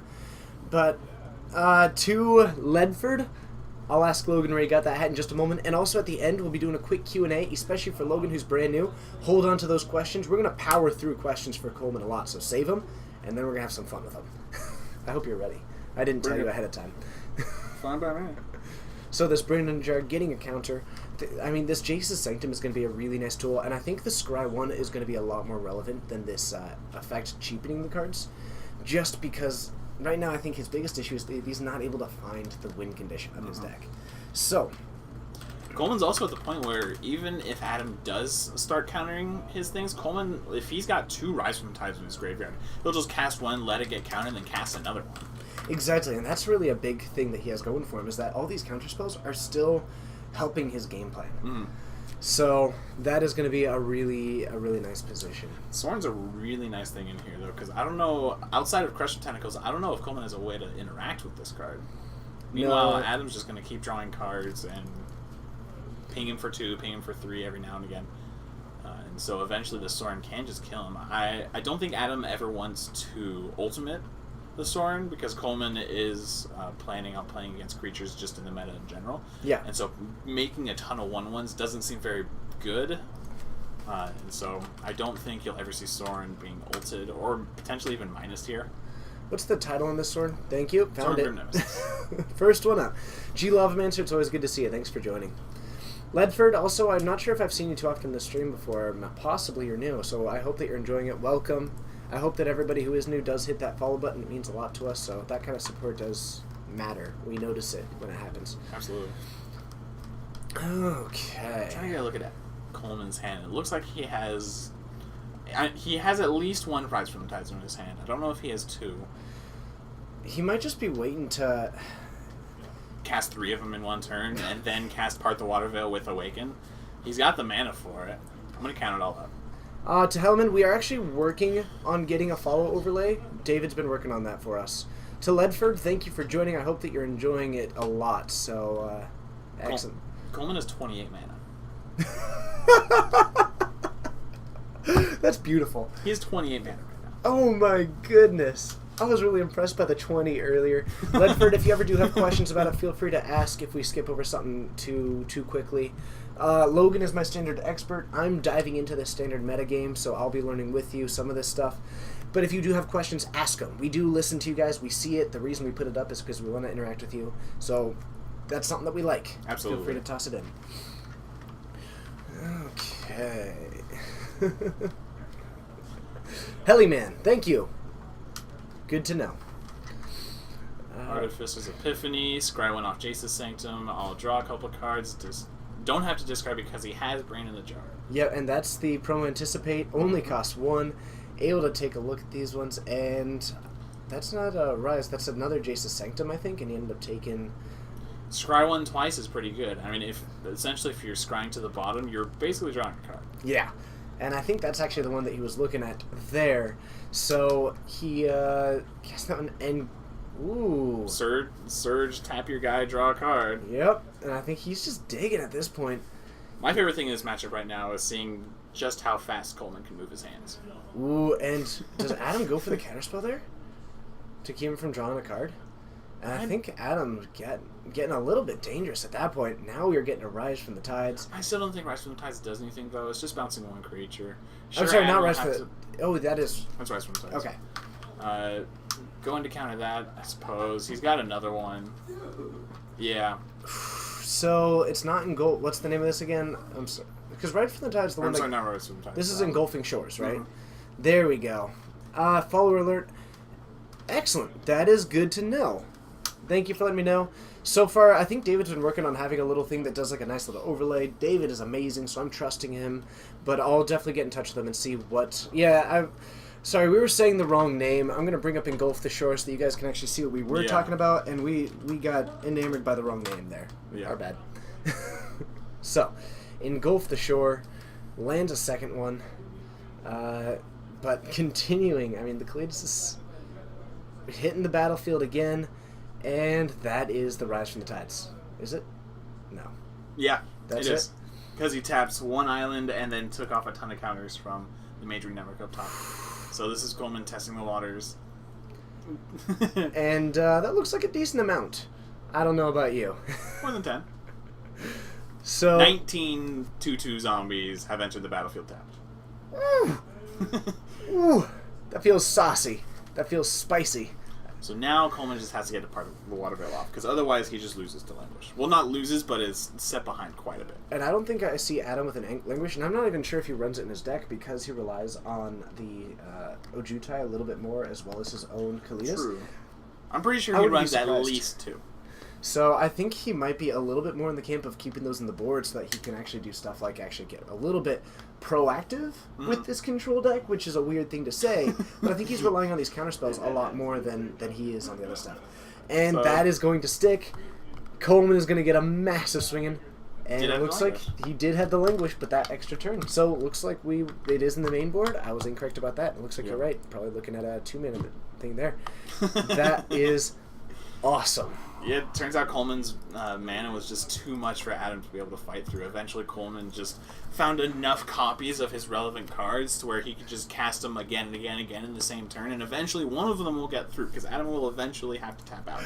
Oh, I love it. That's super cool. To all of you just joining, I have some fun news. A quick note is to join us for more, because we do the stream 4 times a week now. Which is still intimidating for me to say. As much fun as I'm having with it, I think when we get to that point of to where we can go back down to 3, it's going to be a weight off of my shoulders. I'm still excited for it. The 6 weeks are going to be fun. Yeah, I'm excited, but thinking about doing that one for anything longer is intimidating to me.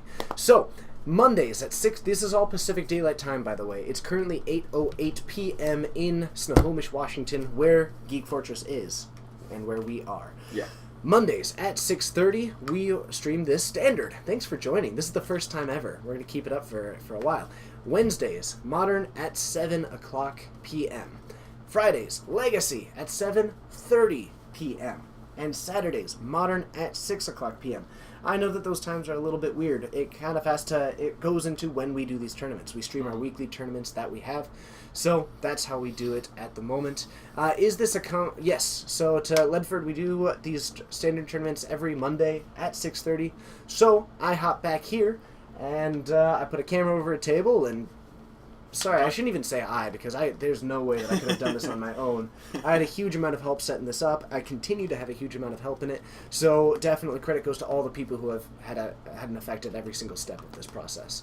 But it's been a lot of fun. Yeah. And these are our weekly tournaments. I hope that you are enjoying it. That means that we also get a nice amount of variety just because you have people trying things a lot more. And it also just means that you get to learn some of the players over time. And that's something that I think is really nice, and that's one of the reasons why the pros are so appealing, is that you start to recognize those players. And while certainly we don't have anyone who is a pro at our store, you still have the recognizable names. You see those names, and like you saw earlier, as you saw someone recognize, now that's the perfect deck for Coleman. Exactly. The fact that you can look at these players and start to recognize them and get their style, that's really cool to me, and it helps build some of those stories. Yeah. So... Ace Inferno, thanks for joining. It's good to see you again. Man, I'm thrilled. I'm so far marking this up as a success. Can I throw Brain in a jar? Absolutely, I can. Brain in the Jar is super cool. I was very happy that it found a deck. Yeah, and that's the biggest thing is I was actually doubtful of the card at first. I was too.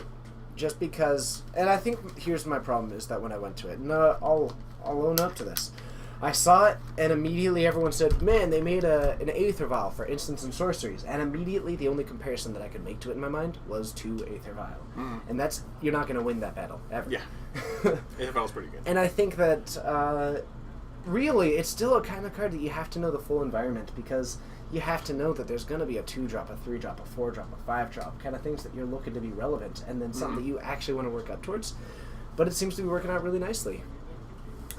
True, we'll read it for you. It's a 2-mana artifact that has 1 mana and tap to put a charge counter on it. Then you may cast an instant or sorcery card with the converted mana cost equal to the number of charge counters from your hand without paying its mana cost. So it is a may. You don't have to. Ooh, interesting fact. So you put a counter on it, and then however many counters on it, you get to cast one of those from your hand without paying its cost. Then it has, is it 3? Yep. 3 tap to remove X charge counters, so up to however many that you want. And then you get to scry X. And that's awesome. Hopefully the resolution is... I know David put a lot of work into helping get the resolution a little bit better, too, early on, so hopefully that's been helping out. So an Evolving Wilds from Adam goes for it this time at the end of Coleman's turn, who's led off with a basic island. And he's going for the basic swamp. Now, a little bit telling of the islands in hand, not a huge amount of information, but that language is going to be really impactful. And then Transgress the Mind going off here. 2 Engulf the Shores, 2 Brain in the Jars, and 3 lands. Quite the hand. Going to end up taking one of those, and that's actually a pretty solid hand for Coleman. It is. Especially against this hand where he doesn't need as many of those tap effects. He's going to start getting a lot of value. The big thing that he needs to be worried about is Coleman needs to go off with the extra turn card. And he definitely has the means to, and that's really interesting. And I think one of the reasons why this deck has seen some of the success that it has is because of this extra turn ability, because so much of the removal currently is sorcery speed. So... I'd be very surprised if Coleman didn't try to just load up mana on his major network. It worked for him the first game, and I'd be very surprised to see him try and do a different game plan for this game, especially since he's looking to be behind. And that's and it's definitely something in which there's almost no way to actually punish Coleman for doing that. Adam, it's really hard for him to present a quick clock, and also I don't think that there's really any land destruction in the current standard, as far, at least playable land destruction, especially. There is a land destruction deck, but not an Esper. Not an Esper. So, looks like we have got a. I can't remind me of the name of this Memory one. Lapse. No, not Memory Lapse. Something hindered. Nagging Thoughts. Nagging Thoughts, that's it. The Brain in Jar is actually going to help Coleman a lot here. You're going to get to see kind of Brain in the Jar kind of shine and do what it's made to do well. It's going to make it where Coleman has to do literally nothing on his turn. His sorcery speed draw cards, he can now do on Adam's turn. unless he doesn't want to. But it makes Adam unwilling, or it makes him have to think a lot harder on whether or not he wants to play a dragon, whether he wants to commit something to the board. Because for all he knows, Coleman is going to play a draw spell and then play another draw spell with his actual mana, and then untap and just start going crazy and get his resources so high that Adam's not going to be able to come back. And that's one thing that Brain in the Jar is very good, because you have no idea if your opponent is going to play a Divination and draw cards and then play a Surge spell and draw more cards, or if they just have Stone Cold nothing. Turns out there's a lot of choices to be made at this point. So we do have a Silumgar Scorn, a Narset, and an Anticipate in Adam's hand.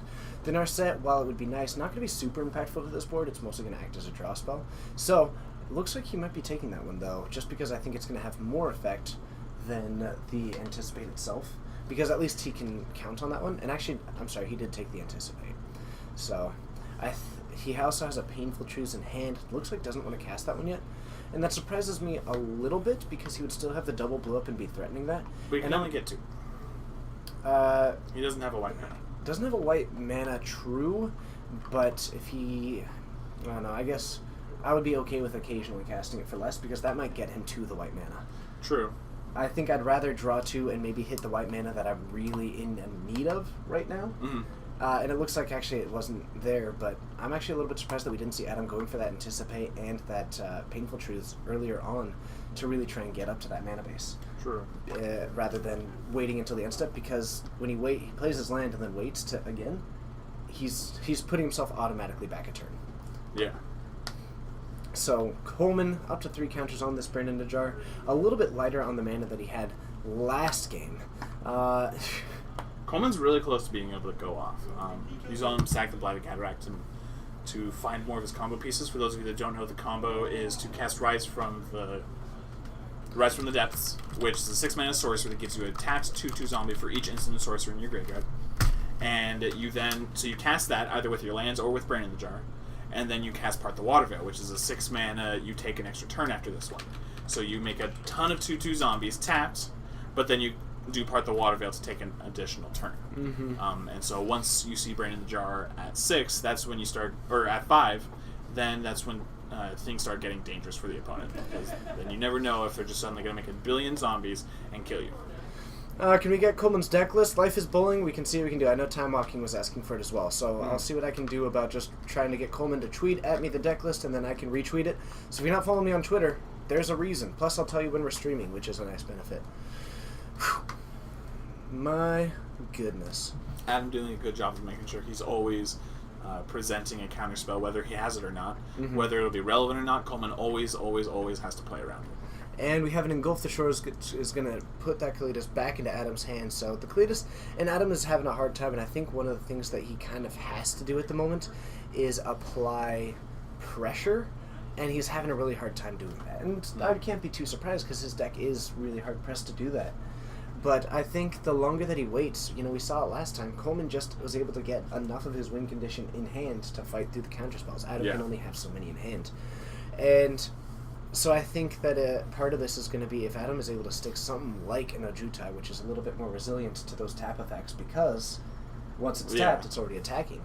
Then I think that Adam is going to have a much nicer ability to control this board if he's able to stick one of those. And the problem is that count requires this white mana, gets the Shambling Vent, but not quite what he needed at that moment, because it does enter tapped.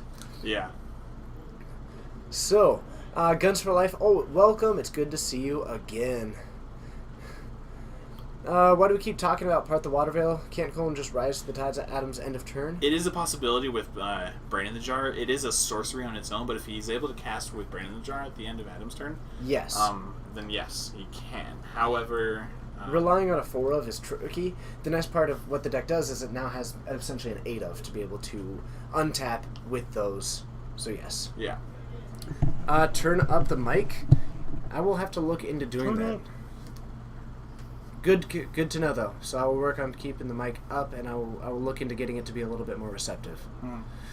So actually, we have it on 5, and I think possibly not going to be casting it just yet. Putting a counter there. So not casting a spell just yet. So Coleman isn't ready to go for the win. Adam only having 2 mana up is actually really scary. Coleman has 3, 6. 3, 6, 7, 8, 9, 10. Coleman is 10 mana, which potentially could be enough for a counterspell, Part the Water Veil, and Rise from the Tides. So he does have enough for both of those. He's got a lot of mana, and also the big thing is that Coleman just got a negate in his hand. Now he does have the Part the Water Veil, so I think we're going to see him go for that one just to buy himself a little bit more time. I'm pretty sure Coleman can get it right here. And the big thing is, I don't think that I've seen the Rise from the Tides in hand yet. Have you? Yeah, he had one in the very beginning whenever Adam did Transgress the Mind. Oh, you're absolutely true. He had Rise the other from one. Tides. So we're going to see that. I like that he went for one of those before the other. Went for the taking an extra turn first so that he can ensure that one, and that means that even if Adam ends up going for the counterspell, something like that, he can untap with that. The big problem is that Adam has got a Languish in hand. It's not going to do anything right now. Yeah. And I think what we're seeing is Adam... I'm actually a little bit thrown off by what we're seeing him do. Adam's basically conceding. I think so. I think he might be de-sideboarding at the moment. To my knowledge, I think that's what's happening. I don't think Coleman has enough power to kill him straight up. I'm a little too hasty there. I'm not quite sure what we're looking at here. Well, Coleman doesn't... he's not going to be able to make enough zombies to kill Adam outright. So what Coleman's doing is he's correcting the board state because Adam just looked at his deck. Yeah, that... not quite sure what it was, but we get, looks like 3 tokens from Coleman at the moment. More than 3. Oh, no, okay. That was 5. Yeah. So it's going to take 2 turns. And without much of a threat. Now, there is the Shambling Vent, but if... I think Coleman has another part... Oh, no, he's a Crush. A Crush of Tentacles. Though, that's going to be another really nice tool. Just, sometimes an 8/8 is able to do some sweet stuff. Mm-hmm. So, takes him down to 10. Now the life gain is going to be somewhat relevant. Passes it back. Now, Adam's going to be casting this Languish, which is going to be pretty powerful. Yeah. And I think what we might see in response is Coleman try to do something like this 8/8 to try and close out the game after that. It's very possible that someone will do some sort of scrying with the Brain in the Jar to try and find his other. And actually, Coleman has got this negate, so I think we're going to see him negate this Languish. Because he does have it. Yep. So that's going to get hit. Now we've got a counterspell. This sets a scatter to the winds, and they are getting taken off the board. But Coleman able to apply a lot of pressure. Not the end of the game just yet. Coleman cast Crush Tentacles? Oh, no. Not with one of his Brain in the Jars, at least at the moment. Is Crush Tentacles an instant or a sorcery? Crush of Tentacles, let's take a look. However, Scry 6 is pretty powerful. At that point, turns out Dig Through Time is still in standard. You just need a need a Brain in the Jar. Oh man, that's so absurd. So goes for a massive Scry. Now Adam tapped out at the moment, so if we do see Coleman go for something like another Engulf the Tides, something like that, then we're going to be looking at a really nice board. It's also going to end up growing just a little bit because of casting that negate, casting that previous one. Rise from the Tides. I'm sorry, did I say Engulf the Tides? I combined 2 cards. We're combining the cards. Hooray! So, that is a lot of fun. And goes for the Artifice's Intuition, gets another negate, and a Jace's Sanctum, but still having a little bit of trouble, but that Scry is going to be a really nice tool for him. One thing that the Mono Blue deck does is that once it has the Jace's Sanctum out, so many of the cards in the deck just cantrip with themselves. That the Scry is super powerful because you're able to look at the card, decide if you want to draw it right now, and if you put it on bottom, essentially you're drawing 2. And so with so many cards that just cantrip themselves, very rarely does the deck go below 3 or 2 cards. You almost always have action. You almost always have something to do. So, what have we got? 2 Nitros, Pauper, Popular. I'll tell you, we're actually having our first Pauper tournament ever this coming Thursday for the store. So we will we'll see what happens there, and I'm actually hoping that Pauper ends up growing. I'm hoping that over the summer we can go into a format. I built Affinity for it. I like it. It's a fun format. I'm hoping that we can get something going with it. I'm not sure if I can add it into our stream schedule, unfortunately. Maybe the occasional one sometimes. But, oh man, it'd be hard to dedicate that one too. So, we have got... Is that a Sphinx of the Final Word? Yep. Oh, man. Watch it get bounced. That is the problem. So... Engulf the Shores just bounces it. There we go. Card's really powerful. It is the end-all, be-all of Counter Wars. At the moment, it is saying that I'm going to win any kind of counter battle that we get. That is going to make the negate in Coleman's hand look a lot worse. So any of those answers to what Coleman tries to do are going to be significantly better. So Coleman digging with these Brandon Jars, just scrying as much as he can. And I think, is that a crush of tentacles and a take an extra turn? I'm not sure he bottomed them. I think one was a disperse. Oh, okay. And disperse not going to do a huge amount. Yeah, I'm sure he probably brought it in for Soren. Mm-hmm. And Coleman trying to awaken apart the Water Veil. I believe it's a 6/6. It is a 6/6. It's going to match up nicely against this 5/5. Adam just getting in the way of it. It's just going to be a blocker at the moment. But that does mean that he is going to be in a position of taking an extra turn, be able to untap, swing for 6. Adam will be going down to 4 under a lot of pressure. Game time, streaming 5 times a week. While it sounds fun, I gotta say, I don't get paid for any of this. I have to get paid at another job, which, not have to, I love doing that job as well. But right now I'm essentially working 60 hours a week, including this, and I'm not sure if I want to go up to 65 and lose any semblance of free time that I had before that. Yeah. So, we'll get there. We'll get there one day. A lot of people asking for Coleman's deck list. I'll tell you what, we're going to try and get it. Yeah. We will try and get it for you guys. So, it sounds like there's a lot of people asking. Keep an eye on my Twitter. I'll definitely let you guys know if I'm able to get that when that happens. So, a Silumgar's Scorn taking down the island that he had. Going back up to 8 at the moment, which is going to be a nice little tool because he was down at 4. So, still a decent spot for Adam, who was fighting through this a lot. Yeah. Oh, man. But yeah, and thank you for joining. I'm not sure if I've seen your name before, so if you are brand new to the stream, I hope that you are enjoying it. Be sure to hit that follow button and join us for further streams, because it does mean a lot to us when people hit that. It tells Dylan, the store owner and the one who lets us take up his entire supply closet to do a stream, that he should let us continue making it so that his supply closet is completely non-functional. Yeah. And it also provides us a little bit of feedback if we are gaining people just by doing a standard stream, because this is brand new for us. This is our first ever standard stream. So duress from Adam after going for this Painful Truths. What did Coleman go? And a major. Okay, so not a whole lot at the moment. Coleman really kind of digging. I think we might actually see him just go for another Brandon the Jar Scry. Probably. He definitely should. He's got enough mana otherwise to do whatever he wants. Mm-hmm. Hellman, for do we do interviews? Clarify your question, please. I'm a little bit curious as to what you mean by that. So, you talk to you guys. We talk to you guys. We try and, if you guys ask us questions, we do our best to answer them, especially between rounds and at the end, stuff like that. And I'm looking at further stuff. So clarify the question. I'll happily look into it.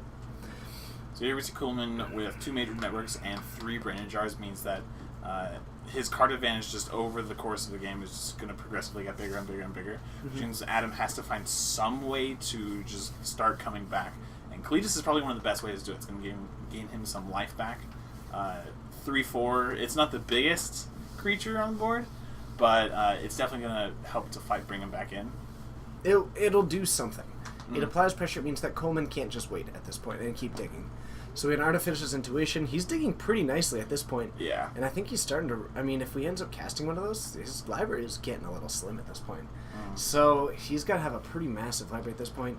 He's got 2 Part the Water Veils exiled and a Rise from the Tides. Mm-hmm. In his, that's exiled, but he's also got one in his yard as well.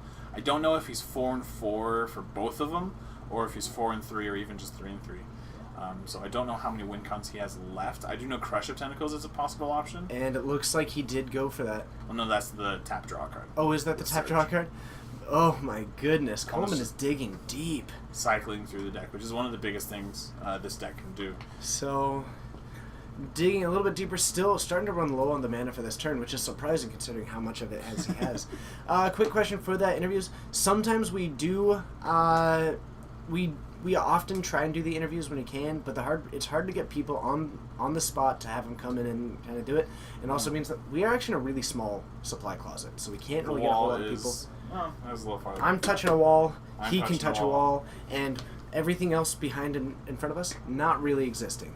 So, Ace Inferno, I was in a tournament, what was it, like 2.5 weeks ago? Yeah, you played Modern, you played... Affinity. Affinity. It was awesome. Crushed us. He got first. I'm still salty about our game. I got lucky in that one, I'll admit it. I have a bad matchup against your deck. Yeah. So, Adam. continuing to dig, doesn't have the Languish right now, which means that if Coleman was able to dig deep enough, he does have the tools to take this game down, and Adam isn't just sitting there with like an ace in the hole at the moment. Chris, thank you so much. I hope you're enjoying it. If this is your first time joining us, let me know. I'm really thrilled that we're doing a standard one, and we're almost at 100 people. I was really anticipating less people would be interested in like standard since there's so many people. So I'm thrilled by this. Thank you so much. Yeah. I'm really impressed by how many cards Coleman has in his hand, because last turn he had 0. Yeah, I know. He dug so deep. That was impressive. And these Brandon Joes are doing a really nice part. Mostly, like, their biggest benefit right now is that he's able to scry 1 every other turn, and he's able to just cast Artificer's Intuition for a huge amount of value. Yeah. So, I am... And for Standard being the most popular around on Twitch... That's definitely true, and that just made me think that we would have more competition for it. That was my big concern at that point. Yeah. So I'll be curious to see if just because it's paper, we end up actually this becomes one of the big popular ones. That could be an interesting point. So this is awesome. Thank you so much to all of you being a part of this, and if you guys are enjoying it, again, feedback on this stream in particular is going to be extra relevant for the next several weeks. For sure. Okay, so... does he have the... No, that's not a part of the Water Veil in hand right now. Oh my goodness. Adam's got to start looking at the timer, because they have about 15 minutes left in the round. And if Adam wins, that means they go to game 3. And Adam has to win a game. All right, here we go. Coleman just scooping him up. Yep, so getting ready for a game 2 at this point. Because I think Coleman sees the writing on the wall. I think he sees that he's not going to be able to win a game in 15 minutes. However, if he goes to the second one, his deck is definitely advantaged in the early game. And by early game, I mean turn 10 and earlier. Yeah, pretty much. But once it gets like super late game and both players are drawing a lot of cards, both players have a lot of resources and mana, I feel like Adam's counterspells are theoretically supposed to be able to just overpower Coleman. Yes. Which I think is what you saw there. So, a quick note to Chris. Excellent. I'm really glad. I hope that you do enjoy it. We stream Modern and Legacy as well, so if people are ever interested in checking out those things as well, it is all kinds of fun. And driving piles, I think I've seen you before because the pile driver, so thank you so much for coming out of the lurk just to bother Kylon decks. That's always fun for me, and I gotta say, I love seeing that there is interaction and people. This is the best chat on Twitch. I like it a lot. Absolutely. Fireball, thanks. That's always that's good kind of feedback. It feels good. But an early thing in the ice from Coleman sideboarding into a sweet card. Adam's not sure what to do now. No, that is definitely an unusual choice, and I am loving it. Here we go, down to 3. And it's going to do a nice job of just breaking up, and maybe it's not the best answer against this deck. No, but it's going to be a great job of diversifying his threats. Because now you have to be aware of an 8/8 octopus. You have to be aware of a 7/8 horror. It's a 7/8, jeez. Right. It also bounces Kalitas and an Ojutai. Jeez. So Adam willing to use a Languish to try and get rid of it, but Coleman just counters it, and suddenly Thing in the Ice just has one less counter on it. Yeah, pretty much provided for that. And also, that's a Languish out of Adam's hand that would have been enormous against Coleman's primary game plan. Yeah. Which means that if you're looking at maybe and topping out at 4, but I think likely looking closer to maybe 3 in this deck, now Adam is one answer shorter for this and for the main game plan of this deck. And everything that he's doing right now, this Thing in the Ice, the way that he's building this Thing in the Ice is by still building into his Engulf, Rise from the Tides game plan. He's not changing his game plan, he just has something else on the board now. Exactly. So I am pretty excited at the moment. It's possible to even flip this turn. He does have the tools for it. Because Adam's tapped out for Kalitas and then playing a tapped land, and then Coleman untaps with Brain in the Jar and extra mana. You can see the flip side of it. Look at me. That was the perfectly timed scroll. Oh my goodness. I'm impressed with myself. I'm not going to touch it again. I scrolled the exact perfect amount. It's just 7. Go. Wow. This is the fastest flipped Awoken Horror Thing in the Ice I've ever seen in Standard. Yeah, that was actually surprisingly quick. And the funny thing is that it's on turn 6. Here's Dragonlord Ojutai, but it's looking pretty small. And it's not going to match up nicely against a 7-8. I mean, if he decides to block with it, then he's going down. He's either losing his Ojutai and basically making that a nullified turn, or he's going down to 6. Also, one thing that's pretty cool is if Coleman plays Engulfing Shores, it doesn't bounce his Awoken Horror, but it bounces all of Adam's threats. That is an interesting choice. That's cool. That is very cool. Two Smurfykins. Hello. I'm not sure if I've actually seen you in the chat before. I hope you're enjoying it. Stick around, and always feel free to interact. It's awesome having new people joining us. There it is. And hey, if you wanna speak of it, its ears were burning, and so Engulf the Shores decided to show up and have fun with us. Return. Oh, that is beautiful. This card is real cool. I like it a lot. And just because he happened to only have those 5 islands, then he gets to keep that card, and that is a huge swing in his favor because that life gain, I think even slightly more than the fact that it would have been gaining Adam life, is it buying him 2 turns. Actually 3 turns. It would buy him 3 turns, and now Adam has 1.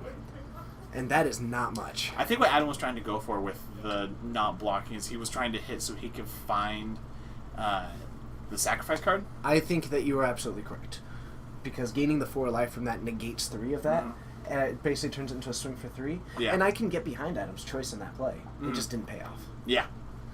And now if Coleman has another Engulfing Shores, he just wins. Which we've seen how much digging power Coleman has. Or... To anticipate and a dispel. Yep. And I think actually the dispel might be a notable one, and we might see him keep that one. I think so too. This way Adam has to block, he'll gain 3. He's still buying himself some time. But Adam, Coleman's able to continue applying pressure. Oh, and what have we got here? Okay. Rise from the Tides being countered. Yep. And unfortunately just had to go 1 too many. And... Dragonlord Silumgar takes it. Interesting. Actually, this is interesting. This could be a turning point for Adam. Engulf the Shores still gets it back, though. Engulf the Shores still gets it back. Coleman looking at a hand that was 3 islands for that Anticipate, so... Now we're going to see him put a counter on this Brain in the Jar, and I'll be surprised if we don't see Coleman activate his Brain in the Jar at his upkeep just to get the Scry 1. Meanwhile, swing 10. So this could actually be a huge turning point for it, and I'll be curious if he takes it off of that. Oh, man. Alright, Coleman's got to find something. He knows it. SS Karm, are you talking about the SS Karm talking about the Brain in the Jar, I assume? You're like the 5th person to ask, so I'm gonna put a high priority on getting this one. So I don't think Coleman's got it. He's got a Dispel and a Brain in the Jar in his hand. Beautiful. Yep, that's game. So Silumgar taking the finish there. That is awesome.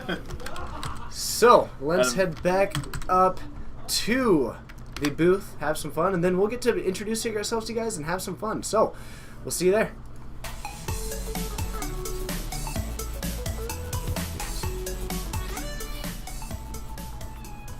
So we have got a little bit of time before the end, only 3 rounds, but keep in mind, hit that follow button, join us in the future for more of these Mondays. We'll be doing it for the next several weeks, and then if it's popular, we'll continue it. So far, we're off to a great start. Yeah. Stick around, because if you're brand new, ask us some questions.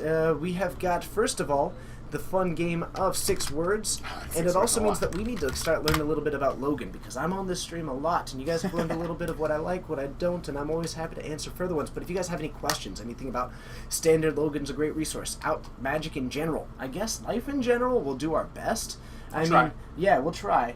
But mostly, at the end, we like to take a little bit of time to just introduce ourselves, get to know you guys. We like interacting with you guys. And so if you have this opportunity to provide things that you want us to discuss, if you have questions for us, we'll answer them. If you ask a question, put 6 words in it, we'll answer in exactly 6 words as fast as possible with the best answer possible. 6 words. What is Logan's MTG life story? Give me a sec. Started small. Mom's spaghetti. Now big. Right. I only have 6 words to work with. That's a Dice Hoarder. Come on, that's a big one for 6 words. First is Zendikar. I should do this. First is Zendikar. Ravnica. Taught me a lot. Oh, that's already 6. No, we're gonna say it taught you Allet. And Allet is a type of animal that is often described as a lot. Basically, if you combine it into one word, there's like an animal. Someone once made an illustration of what. People are always talking about the Allets. What are these? And so they made an animal that's the Allet. So, 6 words. Best way that I've ever won a game of Magic. we all know the answer. Burn. I love burn. Actually, no. I can answer this in more than... So, 2 Tibalt kills guide mill kill. I got 3 kills in a multiplayer game. 2 of them by minusing a Tibalt, and 1 of them, they had 1 card left in the library. I was dead on board, but I swung with the Goblin Guide. It was a land, and I won by mill. How about you? The most recent one, opponents Avacyn flipped. Opponents Avacyn flipped when I had... No. Opponent? Okay. I swear I'm decent at this. Avacyn flips with 3 cutthroats alive. Yeah. That's the answer there. 6 words. Life's priorities for each. Oh my goodness. That's a big question for 6 words. So, let's go. Happiness.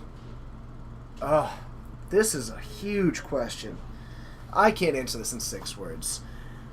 In the end, it's all happiness. That's... I've got a lot of priorities. I'm currently working on balancing them better, but when it all comes down to it, what I want is to be happy for myself and to help others be happy. And that is where my priorities currently lie. And that's a huge question for 6 words, so I apologize that I can't do better with that one. How about you? Loved ones, then myself,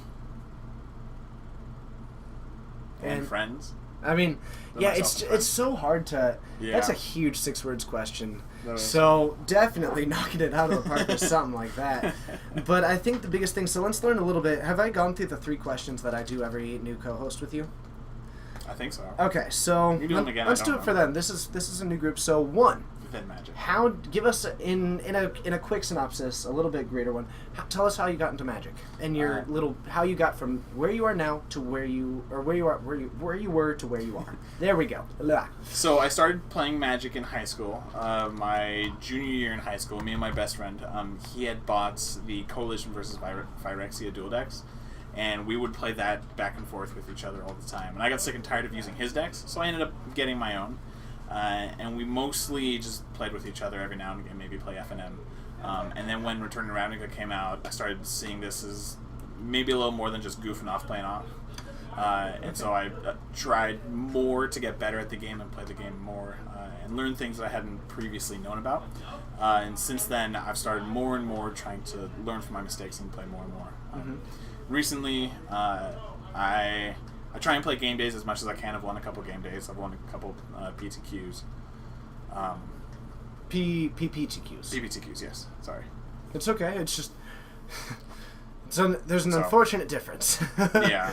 But that's still impressive. No less impressive. I just wanted to clarify so that they're all wondering why you haven't been on the Pro Tour. Yeah. So, but hey, that's always a possibility. It's always the apple at the top of the tree. Yes. So... And I think this is going to be Dylan telling us that he wants to go. Nice. So, that was beautiful. What else have we got into the second question? Is what is your favorite style of deck to play? Green Stompy. Go big with green. A green deck that says I have more threats than you have answers. Okay. I like that. I remember once you had this fun post on our page, which is like, what's the best removal in Standard? Trick question. It's a 7/7, because they either take 7 or lose the creature. So yeah. Attacking with creature is the absolute best removal. You either take a lot of damage or block with your creature and lose it. So and here is the final third question. This is the big one. This is the one that everybody always seems to really put the most weight into. So are you prepared? Sure. What is your favorite dinner? Yeah, it honestly is sometimes. It's a big one. It's a really big one. Right now, it's probably taco soup. Taco soup? Taco soup. Tell me more. I don't know everything. The most I can say is my mom's taco soup. It's wonderful. It's got corn. I don't entirely know. It's got things. Yeah, it's got things. My favorite part about it is you put a bunch of chili Fritos into it, crushed, and then just an obscene amount of sour cream. And it's a soup. Okay. Okay, so it could be either way. I think that sounds pretty tasty. Lately, my favorite dish has been chicken Alfredo, though it's starting to shift a little bit Oh, I told myself I'd tell everybody on stream. Are you ready for a quick little cooking moment? Sure. Are you ready for this? I'm ready to expand the minds of everybody. Take off my hat. Let's talk about this. What is the best way to eat pizza? To re-eat pizza, like leftover pizza. The correct answer is cold, right? No. Oh. Well, in general, people say cold pizza. I don't like cold pizza. Okay, well, whatever it is, I'm going to one-up it. All right. Have you ever heard of this concept called sautéing pizza? No. Right? Take a piece of leftover pizza. Joe Klabowski, I convinced him, he tried this last night, confirms that it is game-changing. You take a slice of pizza, put it in your pan. You don't need to grease the pan. You don't put anything in the pan. Heat up the pan. Put the pizza on. Crust down. You get that crust a little bit crispy. You just get it a little bit crispy. Put it in for a bit, and then when you're ready, you flip it. Toppings down, and then you just let it sit on there. It is like sealing, crisping. You get a little bit of this cheese into it, right? And then you basically do this until it's just enough of this grease to where it's able to move around a little bit. You just slow it around a little bit, and then. Flip it again? Now you have got a sealed-in, delicious, phenomenal pizza. Microwaving pizza doesn't thrill me. I prefer putting pizza on a grill. Putting it on a grill, good, but takes time. In the oven, takes even more time, and it's not great. It's amazing. Try it. Get back to me. It is incredible. I've got one for you then, to expand your mind. For those who absolutely love omelets, you have been making them wrong. You've been making them wrong. My dad showed me this about a week and a half ago. The correct way to do it is you make all of the fixings you want. You put them just on a table for people to find. Right. They then take a plastic bag. Okay. You crush 2 eggs into the bag. Yes. You then put all the fixings you want inside of it. Okay. You then seal the bag. You want it to be airtight. And then you put that bag in boiling water for about 10 to 15 minutes. Leave it there for a little bit and then pull it out, and the bag shapes it absolute perfectly. It guaranteed you will always make the perfect omelet every single time. That's interesting. Don't use too cheap of a plastic bag, though. Don't want it to melt in there. You definitely have to be watching and have a timer. So that's actually pretty cool. I tend to not eat a ton of omelets. I actually don't eat many eggs. It's surprising. I've just never been an egg eater. So, cold pizza, it is phenomenal. But I just want to say, if you ever want to change the game up, try it. It is... perfectly formed. You know how you always see in TV or in shows and whatever, it's always flat on one side and then perfectly round on the other. It makes it perfect. So, you can't shape it any better. Oh, love it. So... we are going to be taking off. We have run out of time, but again, hit that follow button. Join us again next Monday at 6:30 Pacific Daylight Time, and also for the other things down there, Modern Wednesdays, Legacy Fridays, and Modern Saturdays. Follow me on Twitter, and I'll let you know when we're streaming. Anyway, from Geek Fortress doing its inaugural standard stream, my name is TJ. I'm Logan. And whether it is good morning, good afternoon, or good evening, we hope it's a great one. Absolutely. We'll see y'all next time.